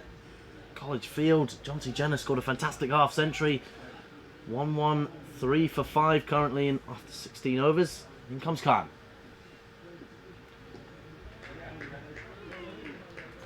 Well, Kira isn't the easiest of tasks. 109, but we've seen Denmark really perform with the ball in this series. Yeah, absolutely. I'm looking forward to this. It's actually brightened up here as well. Ian, I feel like we should put on some sunblock. Whoa. Okay. Easy does it. Let's not get overconfident. That's quick delivery. That's going to be straight into the hands. It could have been a spectacular catch. Saif Ahmed diving, one arm in the air. As Nicholas Lausgaard does the collecting there. I thought that was going to be caught at mid-wicket there. I genuinely saw the ball coming towards us. Saif Ahmed, if he was just if only Nikolai Lausgaard was standing there actually. Yeah. His long legs.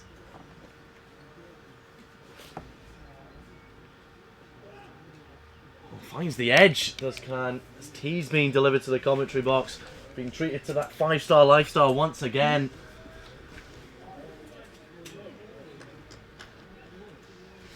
Well, 2 for nothing. Craig Mashede and the captain Rishi Pillai opening. Plenty of experience here, 37 years old. He's the captain. Also Craig Mashede, 27 as well. Been playing cricket a while. Compare that to some of the youngsters on this Denmark side. 110 the target.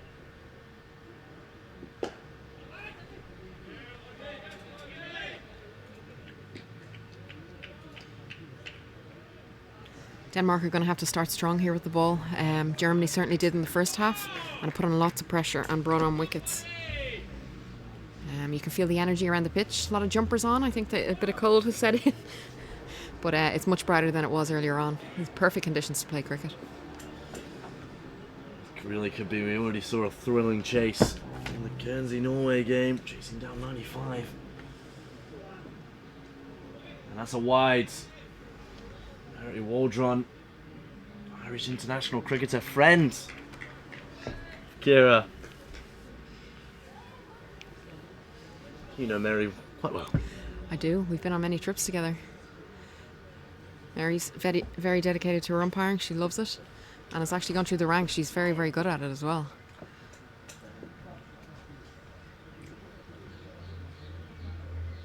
Oh, short delivery. There is a man at square leg and he's going to find the first wicket. Denmark off to a flyer, just like Germany. Shorter delivery by Khan. Tried to heave it over the square leg to the boundary, but caught. And 4 for 1. Wow, what a start. Yeah, it just seemed to stick in the wicket a little bit there, and it didn't rise as much as I thought he thought it was. He didn't get a hold of it as well. And a fielder in short square there and an easy catch. 1 wicket down. Well, I think Oliver Holt was the receiver there for Denmark at square leg. 4 for 1 in the first over. We're seeing exactly what Germany did to Denmark. Claiming quick wickets with a bit of medium pace into fast. It's funny actually how you said it stuck in the wicket there. It did take a long time and all of a sudden it shot up. Yeah. And right idea with the batsman, but I think it came at a bit of surprise. Maybe he didn't have the time to put his full leverage into that. Yeah, and this must be a tactic as well, because they've actually kept in their square leg, and usually we've saw that most teams have started with their deep square leg, so. And he's shorter delivery there, and that's really good bowling by Khan. He does it 2 in a row. Tries to lure in Amif Sama, coming in at 3. Well, that's a great opening over. They've claimed a wicket and only gone for 4 runs. 109 for 8. Denmark finished on after 20 overs. A bit of a recovery in the middle order. Udin, Anik Udin hitting a lovely middle order knock to kind of push Denmark towards a bigger score, and they managed to get over that 100 mark. But they're off to a flyer here against Germany. It just shows that the middle order for Denmark stuck in and got them up to a reasonable total. This is what the German team need to do as well. They need to just stick around, wait for the power play to finish. The field will be spread, and then they can push the singles. But again, Ian, easier said than done. Well, we can sit here on our thrones in the commentary box as we drink our coffee and tea. But unlike me, you've played shaking the head. Not enjoying the coffee there, Kira? It's not the best.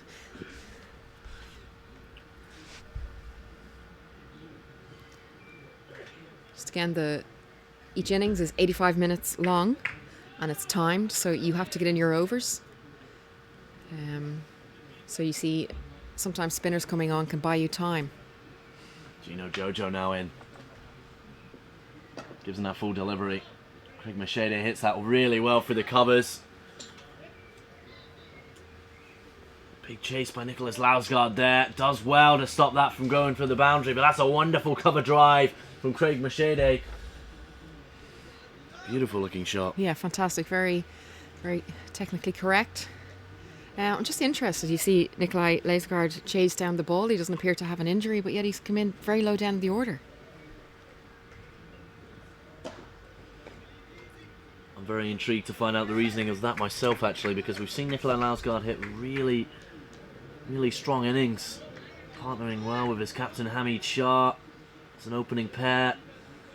Put on 2 half-century partnerships in consecutive games, but today he came in at 8.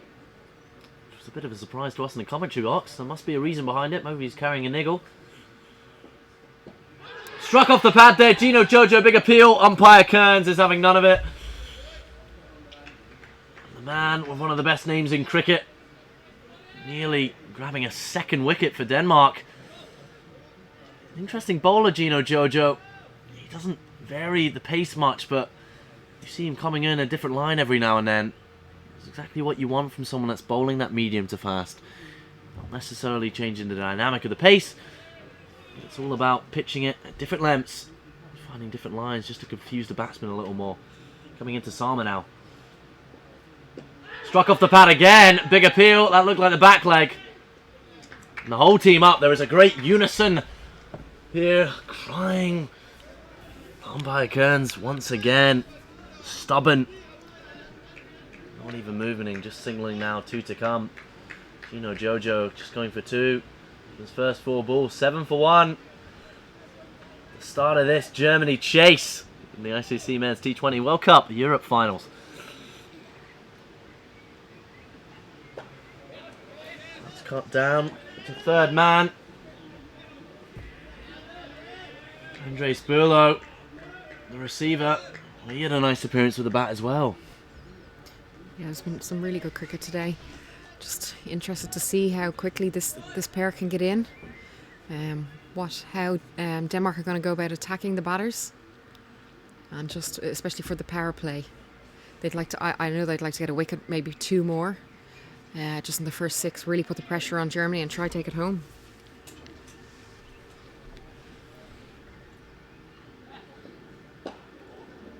Well, he mistimes that, and he wanted to do a straight drive.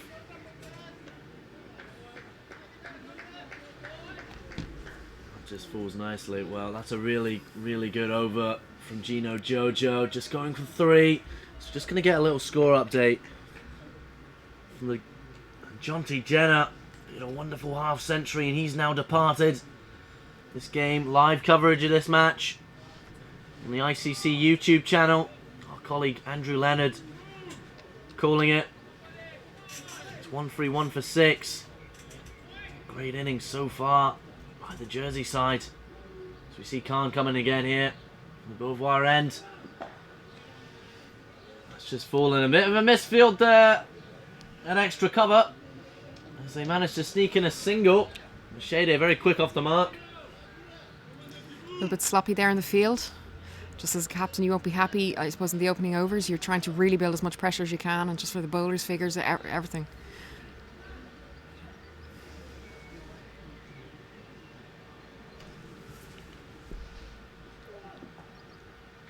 That's played really nicely. It's a backward point. Grabs a single. Shade moves on to 6 now. How did Germany go about this? There are 2 ways, you know. We could have party time, in the words of Kira Metcalf, and they go for the boundaries. It's going to be a wonderful sight. There is also a really good crowd around the ground, dare I mention. Or do you go the more tactful approach and play for the singles and hope for the final overs? Well, Ian, there's a good crowd around, and they've also had a few shandies, so there could be a bit of party time anyway. Well, a couple of shandies. Yeah, and just now, so it's 99 that they need now, so they're under the 100. And just those little things that you can do as a batter as well. You see the scoreboard and it's now under 100. That just gives you a little bit more confidence as well. Talking to each other and just keep on building the singles. If they can get to the power play with wickets in hand, this is game on.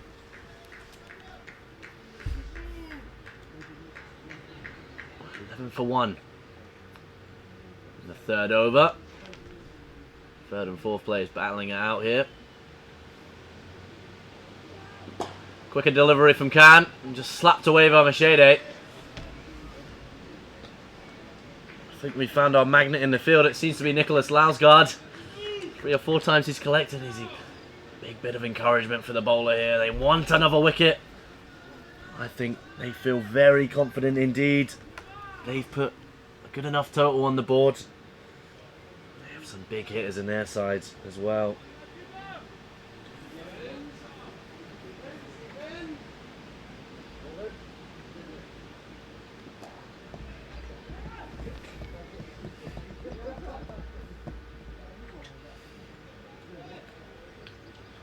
Well, this has been really impressive by the 21-year-old bowler here. Pardon me, 22 years old.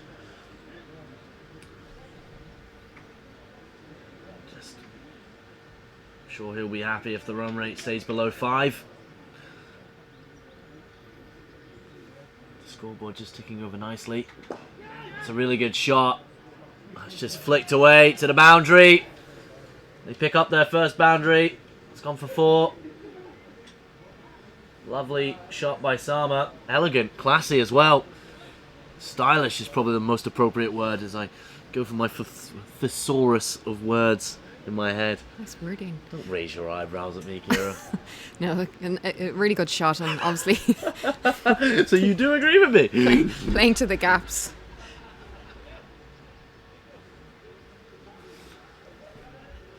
Well, just take a look at the points table here.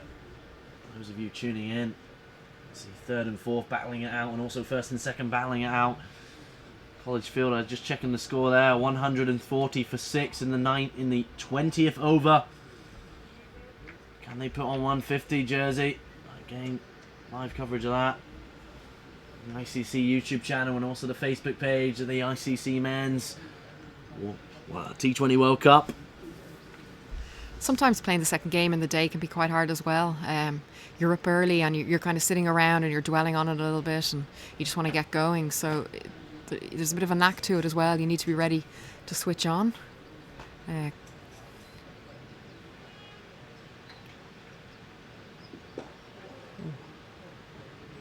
This is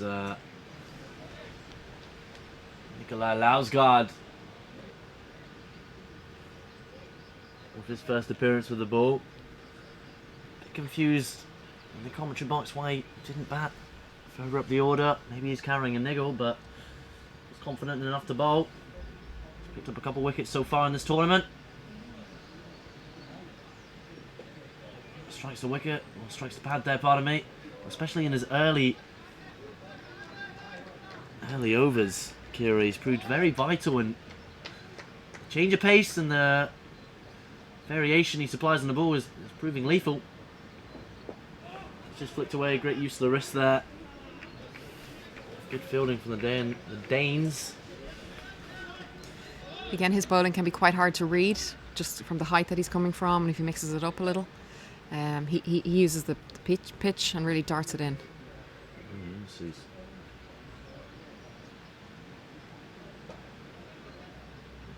picked up the 3 wickets. Just gone for the 30 runs. He's got a great economy of 5. Perfect in T20 cricket.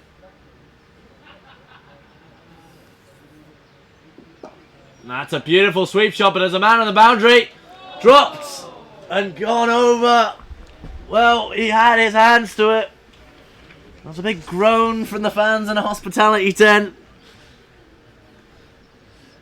That was a difficult chance. We've chatted about it before.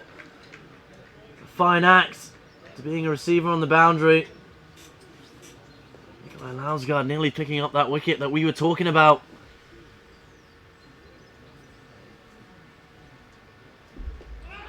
Big appeal. Struck off the pad, but umpire Kearns having none of it.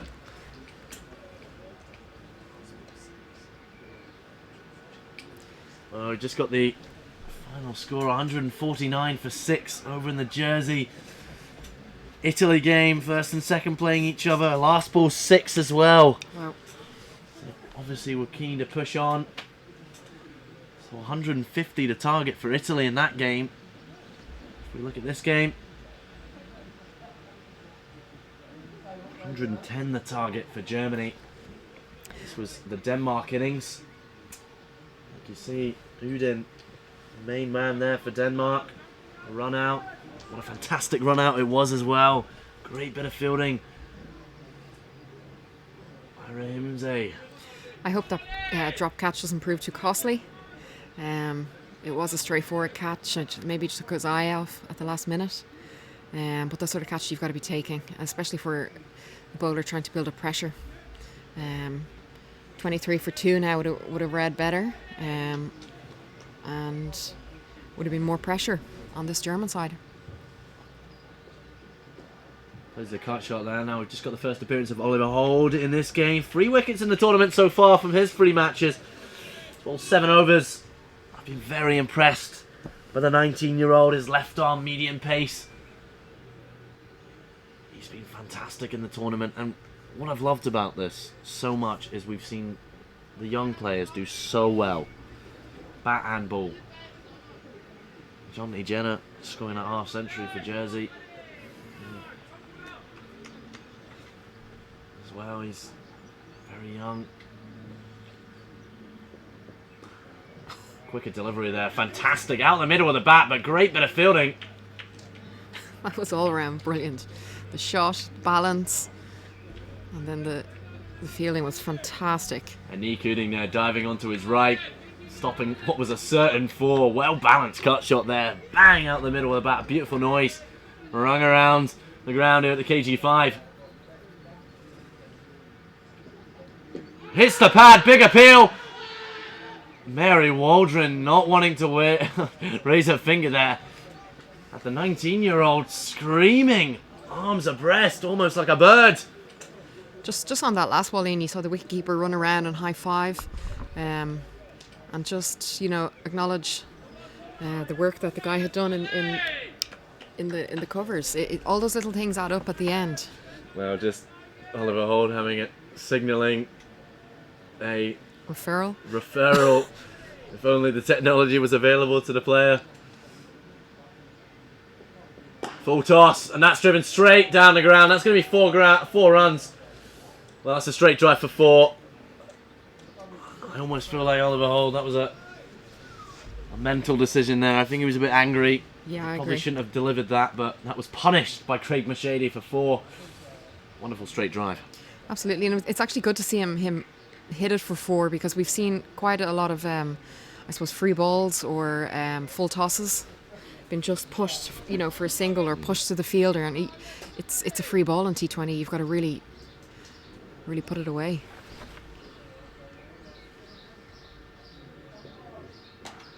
And again, wonderful shot. That's going to be consecutive 4s here for Craig Mashady. Beautiful shot for the covers. That's another 4. Beautiful balance, keeping his head still, just putting his hands through the line of the ball. Again, coming back to just the power play, there is fielding restrictions, but maybe they need to look at where they have their 2 out, because this batter in particular seems to be very strong through the off. Well, 52 runs in the tournament so far, that's including today. Doing very well indeed. That's gone high in the air. I don't think the fielder's going to get to it. Yes, they are. Dropped by Ahmed. And he's angry. There was a groan again. It was right in front of the hospitality tent. Saif Ahmed, the 21-year-old, dropping an absolute sitter. That's 2 catches, Ian. That's could prove very costly. Although we did highlight this previously, that white ball in that sort of sky, in the cloudy, overcast sky, is quite hard to read. But I suppose these guys, if they want to play at this level, you've got to be able to take those. Well, that's the difference between the winning sides and the losing sides here. Jersey at the top of the table, very clinical all week. Aggression, pace, attitude and energy. That's 2 chances already. 2 drop catches. Nikolai Lausgaard comes in and bowls a second over on the 3G end here. Flicked off his hip there, Craig Machete, and it just finds the man. Fine leg. Just that Hamid Shah dropped that last catch there, and he's captain, so he really needs to just kind of forget about that. My bad. My bad, the wrong person. Yeah, Saif Ahmed. Sorry, my bad. That's anyway, right, I've made that mistake numerous times. It's just more of a case of how you get your head around this, and you need to switch back on instead of carrying that baggage. Just get back in it for your team. You could have to take the next catch. Well, that's a good bit of bowling there again by Nikolai Lausgaard. Just turn up the revolutions a little more and a bit more pace to it. Yeah, well, that's 2 drop catches, and that's got to have a mental impact on the team. Got to recover and push on here. Well, that's a wonderful bit of fielding there. An extra cover. A technically perfect cover drive as well from Craig Machete. He's fantastic hands. Good to watch. Yeah, really. We've seen some lovely batting already today. Likes of Joshua Butler for Guernsey, the Guernsey captain. Absolutely extraordinary knock. It was so wonderful to watch, so classy. Just good cricket all round. Just playing the forward defence there.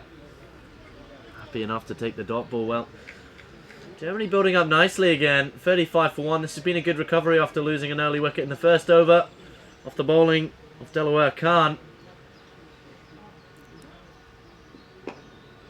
Just from the batting point of view, I suppose, if you've one batter scoring very freely, the other batter can play a supporting role until they feel free to start playing their shots. Well, that's 6 overs gone. 35 for 1. Pretty good over by Lausgaard. Just a 1 off it. Almost a maiden. How do you as a team get over these mental challenges? Drop catches, 2 now. What happens if there's a third? Is it words of encouragement? What's the attitude? Yeah, there's a few things. I think it's something that they've got to pre-talk about as a team, that, obviously you don't intentionally drop a catch. I would hope not. Yeah, but, like if it's a case of you drop it, you tried, let's just get on with it. We need you for the next ball. But I suppose that also comes with experience. And the more, I suppose, these guys play at this level as well, that'll just come. You learn, I suppose, the tricks. But I don't think that's something that ever just comes to anyone. You're always going to have disappointment there if you bowl a wide or, you're out. It's just natural. It's your competitiveness. Well, we're actually going to see an appearance from the man that just dropped the latest catch. This is Saif Ahmed. Got some off breaks. See him just practicing there, bowling it to his captain, Hamid Shah, who no doubt will make an appearance with the ball again in this match. It's the captain fielding at mid-wicket. Really nice delivery there. This is going to be a good decision, I think, by the captain. Just changing things up again and forcing the batsman to think a little more. They're going to want to go for it soon. Driven hard down the ground. It's going to be collected by the fielder here at long off. Just the single. This might actually be a bad move for the bowler as well. I suppose he's still got that catch in his mind. A little bit of anger. A little bit of fire in the belly to try fix it for his team. Does that really have an impact? It could. It's a mental game. What's that phrase? Cricket is 90% what is it? 90% mental? 90% above the shoulders. Here we are. 10% physicality and skill. Maybe that's why I'm terrible at the game. Just don't have the right attitude. Ian. Well, that's a wonderful cut shot, but it's going to find the fielder there at deep point. So beautiful to watch. You can tell the difference when someone's hit it so well that it's such a nice sound. It's like a golf ball, ping. Like you can hear the difference. So it's not quite a ping; it's more like a whack. God, I don't. It's wonderful. But it's really nice to watch. On a ground like this, and a gorgeous. It's turning into a really nice day here. As well. Oh, that was very good bowling. He's got his hands above his head. Almost found the edge and went back to his keeper, Abdul Hashmi there. Excellent bit of bowling so far here by Saif Ahmad. Dropped a catch earlier on. Oh, he's gone down the crease and he's put that on the leg side there. It's just avoided the hands of Hamid Shah, but collected by Oliver Holt. Just a single. Holt and Lausgaard just high five in front of us. Well, that's another good over. Just the 4. Well, it's going to be the 5 off it. It's 40 for 1 now. 109 sets by Denmark. Yeah, I think Germany will be quite happy with the way they're going about this. They're starting to push the ball around the field, making the fielders, move around. I'm always interested about the power play, how everyone feels they have to push out the fielders, and maybe if it's a case you need to build wickets, why they don't maybe keep them in and just build an extra bit of pressure. You are maybe going to give away 1 or 2 boundaries, but it might just bring on the wicket. But they also have Hamid Shah that can come on, and he was very successful a few days ago. He took 4 wickets in a game. So yeah, that was a beautiful spell of bowling in their opening encounter here. 4 wickets against Guernsey. Selected to put himself on, and a wonderful bit of captaincy that was selecting himself. Obviously had no doubt in his scores. We see Gino Jojo on our screen coming in a bowl from the 3G end. It's caught well. It's going to go deep, but picked up by Nicolas Lausgaard. Just another single to Craig Machede. Samuel on strike now. Gino Jojo fan club here, and I'm dying for him to pick up a wicket. He's bowled great. There's 8 overs in the tournament. That's flicked really nicely. That's going to go down the deep fine leg, and it might reach 4. No. It's Mahmood doing the collecting duties. Deep fine leg. Big encouragement there. Deep point by Nicolas Lausgaard. Really wanting Jojo to get a wicket here. Off the pad, but it's going to be leg byes. Craig Machede keen to run a single. Going back to the importance of this, it's an incredible opportunity, and we've chatted about it a lot, about these players not getting, an immense amount of cricket.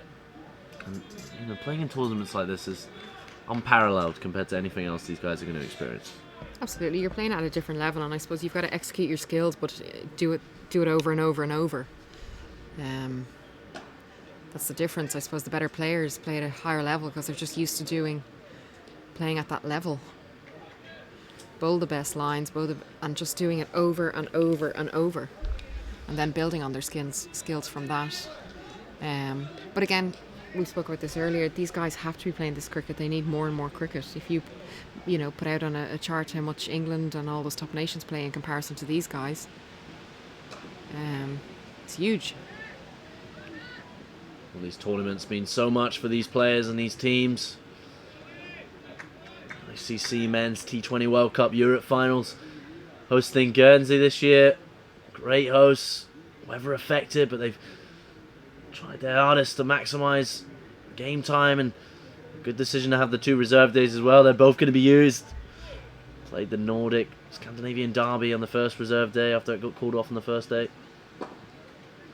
Now they're going to be using the set. This was meant to be the final. It was actually meant to be the final game of the tournament. But seeing Jersey, Italy being played in College Field tomorrow, there'll be 4 games of cricket, all streamed live on the ICC YouTube channels and the Men's T20 World Cup Facebook page, as this is a huge opportunity for one side to get to the global qualifiers, so it will be the conclusion. But the other game, Jersey versus Italy, and Italy have begun their chase. 149, 150 to win, and finish top of the table. That's a beautiful sweep shot there. It's going to go for 4. Great bit of batting. Started this over by Sama. That's a wonderful strike.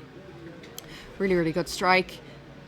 And again, I just feel the pressure, they've slipped off a little bit, Denmark. They really need to get some energy around the field, have a think about how they're going about this, and really force another wicket.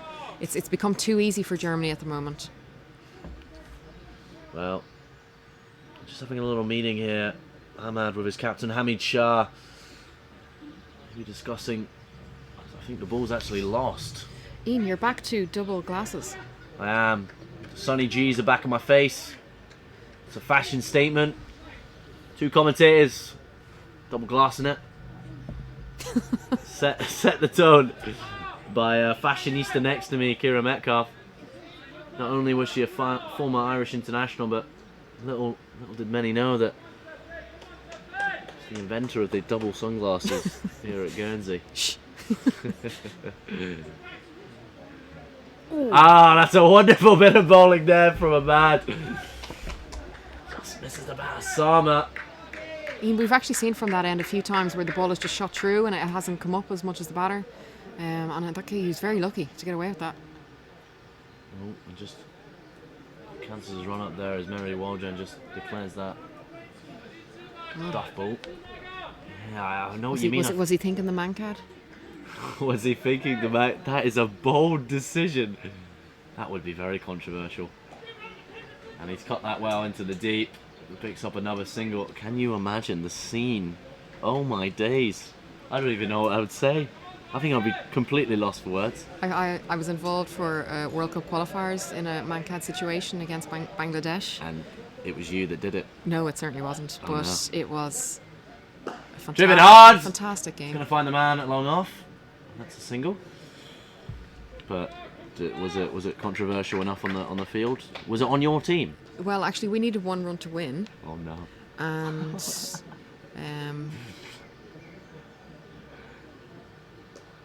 How many wickets in hand did you have? I was next in, I was last in, and they had highlighted before the tournament that if you finish your action when you're mankad, when you're bowling, you can't mankad because it's classed as a ball then. Okay. But so the bowler had finished their action, and but the umpire hadn't noticed this and they'd given them out, so Bangladesh team had grabbed the wickets and they were running around the pitch screaming everywhere, running, and we were like, and in fairness to Isabel Joyce, our captain, who was the best thing she ever did, and she was like, no, she finished her action. So then all of a sudden a third umpire got involved and they played it back and they said no, it's a dead ball, or it can't be allowed, and so they bowled the ball again, and Lucy O'Reilly hit the ball for 4. So then we ran and grabbed the wickets. Unbelievable. Yes, I really wish, it's one of those games I really wish that people could have seen it on TV, because it was just... Is it the carnage? Yeah, it was carnage. God, I wish I was on commentary for that. Wow, what a story. 54 for 1 now after 9 overs.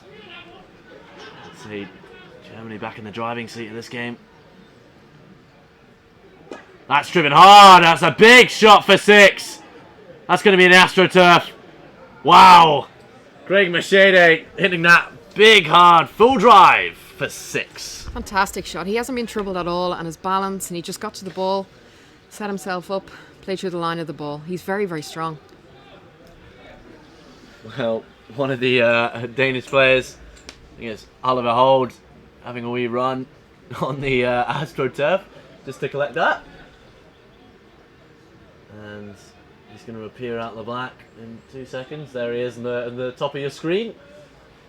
Just having to collect the ball back onto the pitch here at the KG5 grounds. Well, that was a massive 6. And that was one of the biggest we've seen in the tournament. I think Machete moving on to 32 or 30, and he's really driving the German team along now. They are well and truly looking in a good position here. Denmark needing to find something as they've got a long off and long on now. Gone hard again, and I think he's going to find another 6 here. And once again into the AstroTurf. Consecutive 6s here by Craig Machete. 12 runs off 2 balls.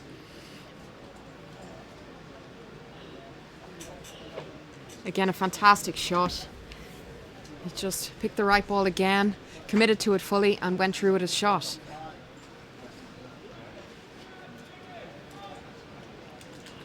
More. I mean, we are being well and truly treated in the commentary box today. Chocolate now, as well as our tea and coffee.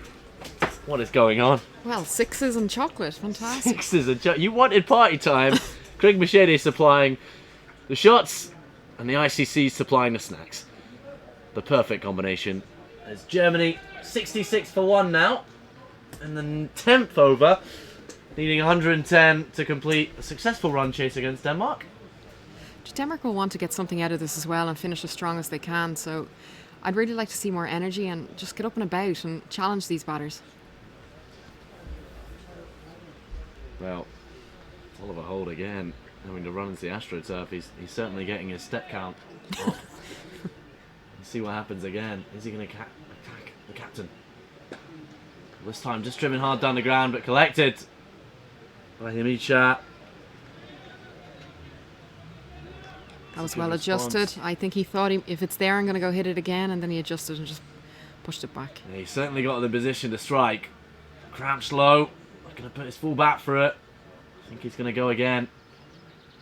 He has, and this time he's gone square. Is it a 6? And it's another one. That's the 3rd in the over. Machete, he's really getting a carry on now. And I know Hamid Shah personally. He played cricket in the hills, and I know he'll be super disappointed with this. He'll want to wicket now. He just needs to keep his fielders up, keep everyone up and about. Advances down, and I think it's going to be the 4th. And that's going to be his 50. 50 off 34 balls here. Craig Machete with one of the most impressive knocks of this Europe final. He's hit 4 6s against the Danish captain Hamid Shah. This has been power hitting at its best. You said you wanted party time, and he has delivered. I don't know who's more happy. I'm excited. We've not seen this in the tournament so far, and this is T20 cricket. What a show.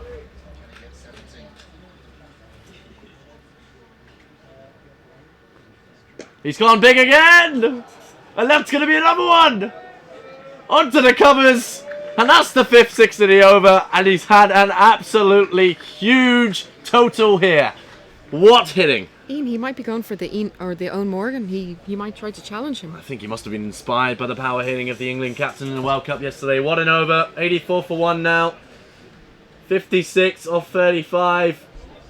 5 6s in the over. I think he could have done 6 6s there. But unbelievable hitting from the German opener, the 27-year-old. There's 27 on his back. This has been an impressive knock. Wow. Well, it's going to be Saif Ahmed. Just a gentler approach there by Sama, and that's a dot ball again, and that's met with relief from the Danish players here. Craig Machete is a man on a mission, and Sama might be doing the same. But he doesn't need to do the same. He's played a completely different role, and with his partner scoring so heavily at the other end, he can just push the ball around. That's good to see as well. Wickets in hands. Yep. He might as well have gone for that, and he's absolutely punished Hamid Shah. He's gone big as well. That's Craig Machete. I think he's going to find the covers for 4, or is a fielding there? Well, Delowen Khan's done very well to retrieve the ball. That looked like it was going to roll for another boundary, and that would have moved Machete into the 60s. He must have something to do. He wants to get out of here quick. Might want to pop along to the bar. Join the Guernsey locals. Adds a bit more pace on that delivery. Tries the reverse sweep. I think that was a very ambitious shot considering the pace of that delivery. It's also showing it's probably not getting a lot of turn outside off. He just didn't connect with it. No Wow. one down there.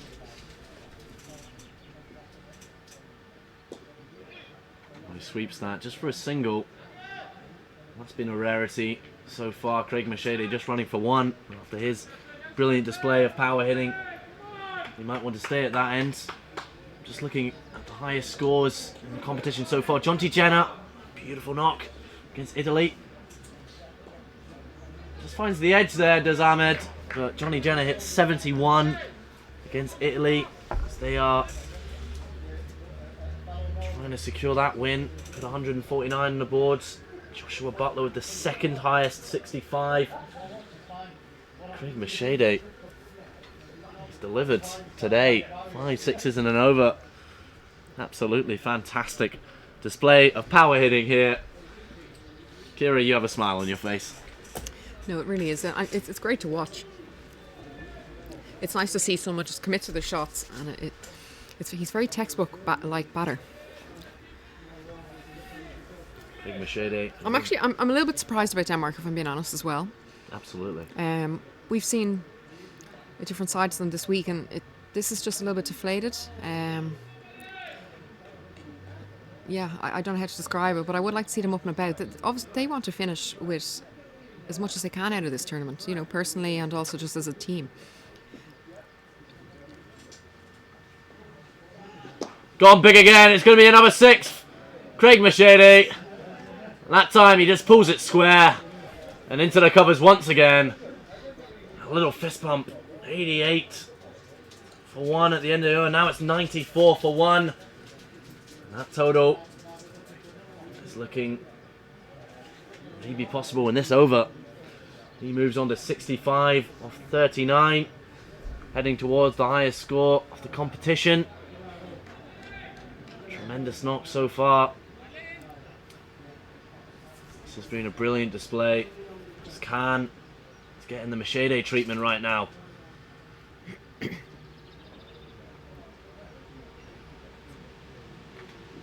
Driven hard, straight down the ground, but finds the man at mid-on. And just a single.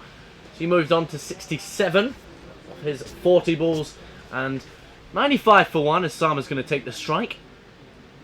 Well, this has been really good to see, actually, because it's something that we have maybe lacked in the other games. That's a very good delivery. Just bounces off the pad there. Khan adding a grunt to his delivery.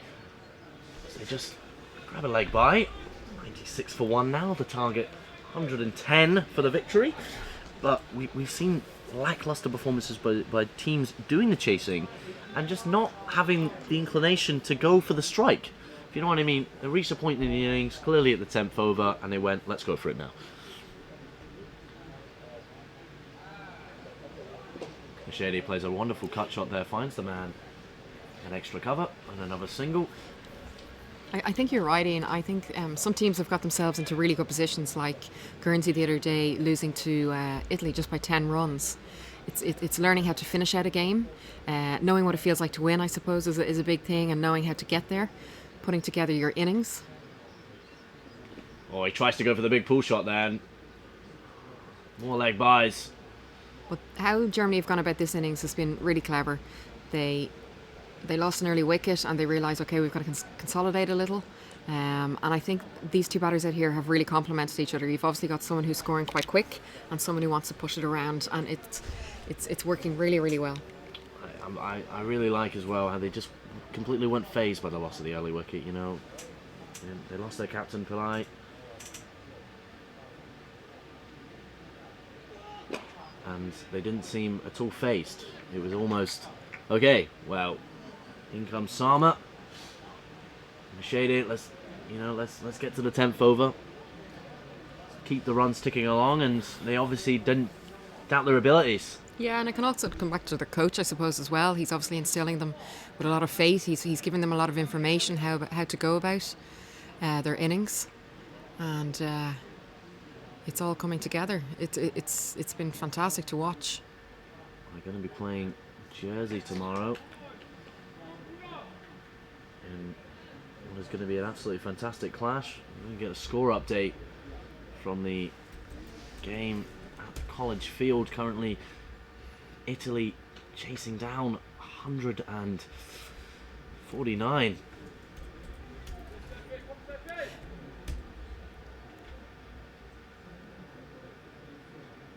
I tried to go big there and almost took off the stumps.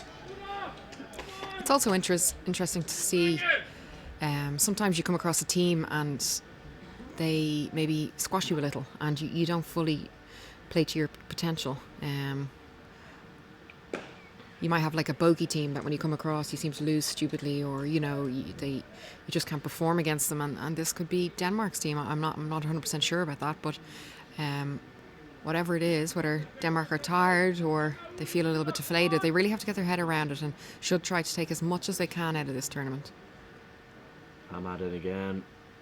Craig Machete's gone large, and that's gone high in the air. This could be a catch. And an easy catch. He almost stumbled there. That's taken by Hamid Shah, the captain, and that spells the end for Craig Machete. When we're not going to see the highest score of the competition, he departs for an unbelievable 67 of 42, which included 5 sixes in an over, and he was caught by the man he did the hitting off. As Kira Metcalf takes a big bite of her Twix and gets a bit more sugar in her. I'm looking at my Mars bar hungry. What a fantastic knock by the captain. Well, not the captain, Craig Machete. Caught by the Danish captain, Hamid Shah. 99 for 1, and he is getting a warm reception by everyone at the ground. Standing ovation. Standing ovation. A match-winning knock, potentially here, by Craig Machete. A powerful 27-year-old German opener. Ian, we actually spoke about some special moments that you need in T20 cricket, and he just produced that for his team. Well, it's Michael Richardson, the new man at the crease. Slower delivery there. That was an interesting one. Almost came out the back of the wrist. And Ahmad just messing around with Sama there a little bit. That ball went high in the air.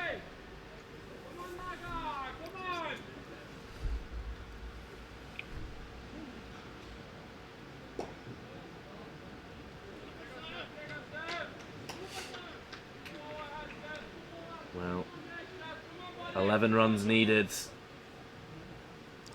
Big cries out from the Danes trying to encourage each other. It's very difficult at this stage of the game. Plays the cut shot there to Sama. He's going to go to the deep, and Richardson swaps the ends there. So Sama will be facing the start of the other over, and Richardson's going to have to wait. Well, they've reached their 100, and they've reached their 100 in 13 overs. 10 runs needed now for Germany to secure the victory. And it will be their 3rd win of the tournament. We're just going to take a look at this batting card for the German team here. And look at that. Craig Machete, 67 of 43. Tremendous knock. Unfazed by the duck. His captain Pillai. Caught by Oliver Holt and bowled by Khan in the first over. Fantastic moment for the Denmark side as they look to build momentum, but partnership of Sama, Machete proving too strong for the Danish side. Tremendous bit of batting on display here in the Europe finals, the ICC Men's T20 World Cup in Guernsey. That's Nikolai Lausgaard going to get a bowl here. Well, he just mistimes that.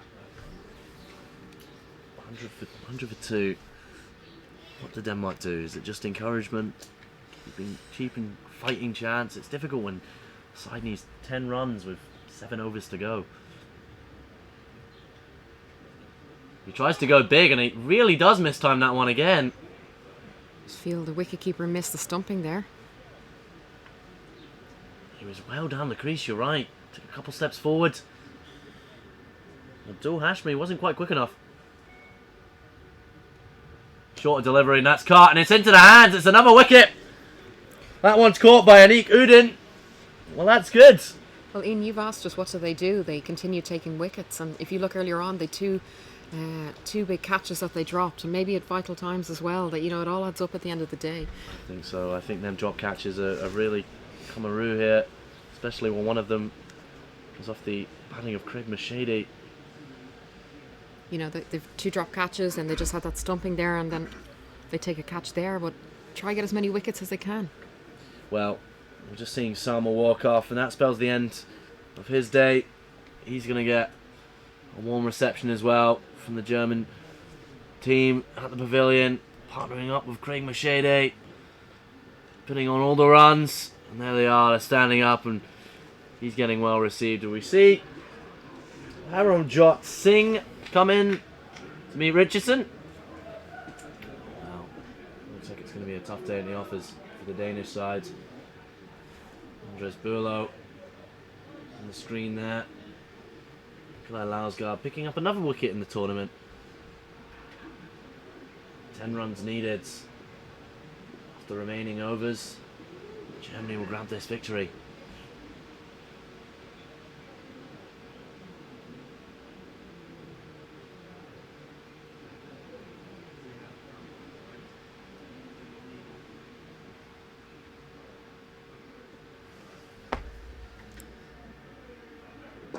Big shot down the ground, almost caught at mid-off there. Powerful running again from Richardson in the middle. Oh, that's a tough one, because it's, do you go for the catch or do you save the run? And wickets are really, I don't think it would have been fully there, but it's one of those. Oh. I think if he was 2 steps in, he would have been there, but yeah. he was just standing a little back. Fair enough. You know, probably expecting the ball to come along the ground, but it was a little lofted drive. Singh lifted his head slightly. Allowed the ball just to fly in the air a bit more, but you know, it's too much to say that was half a chance. Do you know what? There's 2 new batters here at the creasing, and I think, again, Denmark are missing just something here. They just need to be all over these guys. Chance your arm. You know, they've 10 runs to play with. Go for it. Absolutely. Oh, it's quite a nice day here.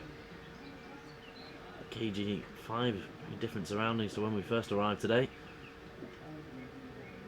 Shorter delivery, and that's really nice bowling. They're going to snag a single here. Good vision by Richardson. He's off the mark. That's just 1. Now 9 needed. For the remaining overs, Germany steer themselves towards a victory here. Driven hard by Singh, and that's a 6. Into the AstroTurf again. Singh showing that he's he can also power hit like Machete. And Lausgaard pummeled for 6 on his final delivery of the over. Fantastic shot. Germany have outclassed Denmark, especially in the batting department here today. We're just going to take a look at the bowling figures here.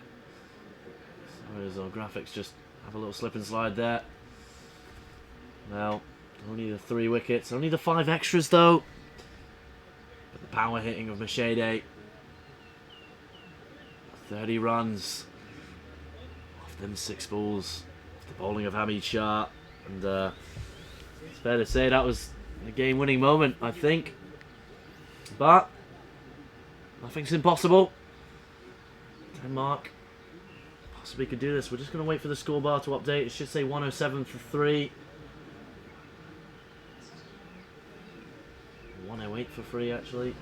Just going to quickly check the scoreboard. Well, should read 108 for 3 as our scorebar underneath will update. Singh and Richardson. And that's flung off the wick. Big appeal for a wicket there, but Mary Waldron's having none of it.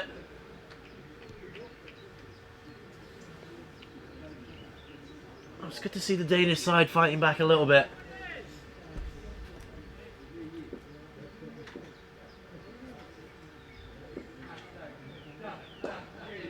Oh, and they could win it with this, just the second run. They're not going to go for the 2.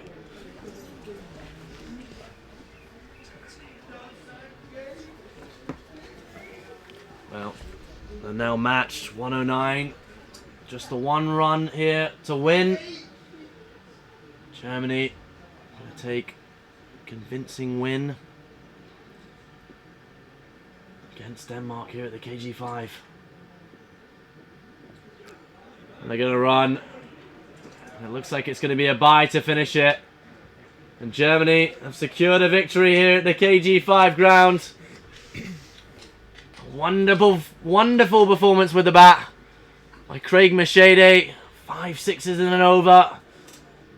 It looks as if that was the game-winning moment. Well, we've been spoilt to another interesting game of cricket here. Kira, what are your thoughts? I think Germany were fantastic with the bat, how they approached the run chase. We had a really, really vital and important partnership, and they complemented each other, how they batted. It was really nice to watch. And again, do you know, that was the first kind of run chase that we've seen that wasn't overly scrappy. It looked as if they had game plans, they went about it, and you know, there's some really, really good batting in the German side. And she said before we started broadcasting today that we've yet to see a run chase in this tournament. We've just been treated to 2 here at the ground. Begun with Guernsey playing Norway and chasing down 95. And we've just seen absolute batting masterclass there from the German side in how to handle a chase. They lost the early wicket of their captain in the first over, Rishi Pillay, falling for 0. Craig Machede and Amish Sharma partnering up very well in the middle order to really put the team in a very good position. Yeah, again, just going back to the Danes, and I suppose I'm just really, really interested to know why Nikolai Legsgaard didn't bat up the order. He's played a huge part up that order in the last few days, and he's had 2 or 3 really good opening partnerships. But yes, didn't come in until number 8, and he had an over them to try, you know, really tee off. So I don't know what the thinking behind that is, but I don't think they got that move right. So we're just going to take a look at the batting card here of, pardon me, the Denmark one again, a little bit slip and slide with the graphics. This is Germany here, led from the front. The opener, Craig Machede, 67 of 43 balls. Eventually caught by the man he smacked around the park, Hamid Shah. Taking a catch there at mid-on, but what an unbelievable display of hitting. Partnering up with number 3 there, Amish Sharma, and 28. Only the 5 extras from the Danish bowlers, but Richardson and Mango finishing it off. Just going to take a look at the bowling card as well, and it's not going to be pretty figures for some bowlers here. Well, Hamid Shah going for 30 off 1 over. 2 overs, I think it should be 2 overs.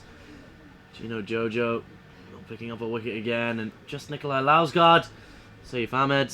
Just Hamid on that, it's very surprising. He's bowled really well in this competition, so I don't know whether there's something a little wrong in the camp, or I don't know how it was put together. Again, I'm just sitting here. I don't know if there's anything wrong at all, but just how it went together today was just a little bit different from what we've seen in the last few days.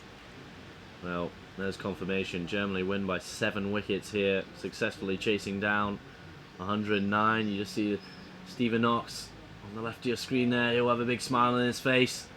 I don't think there's any questions of who's going to get player of the match in this one. It was a great game, and we're just going to take a look at the points table.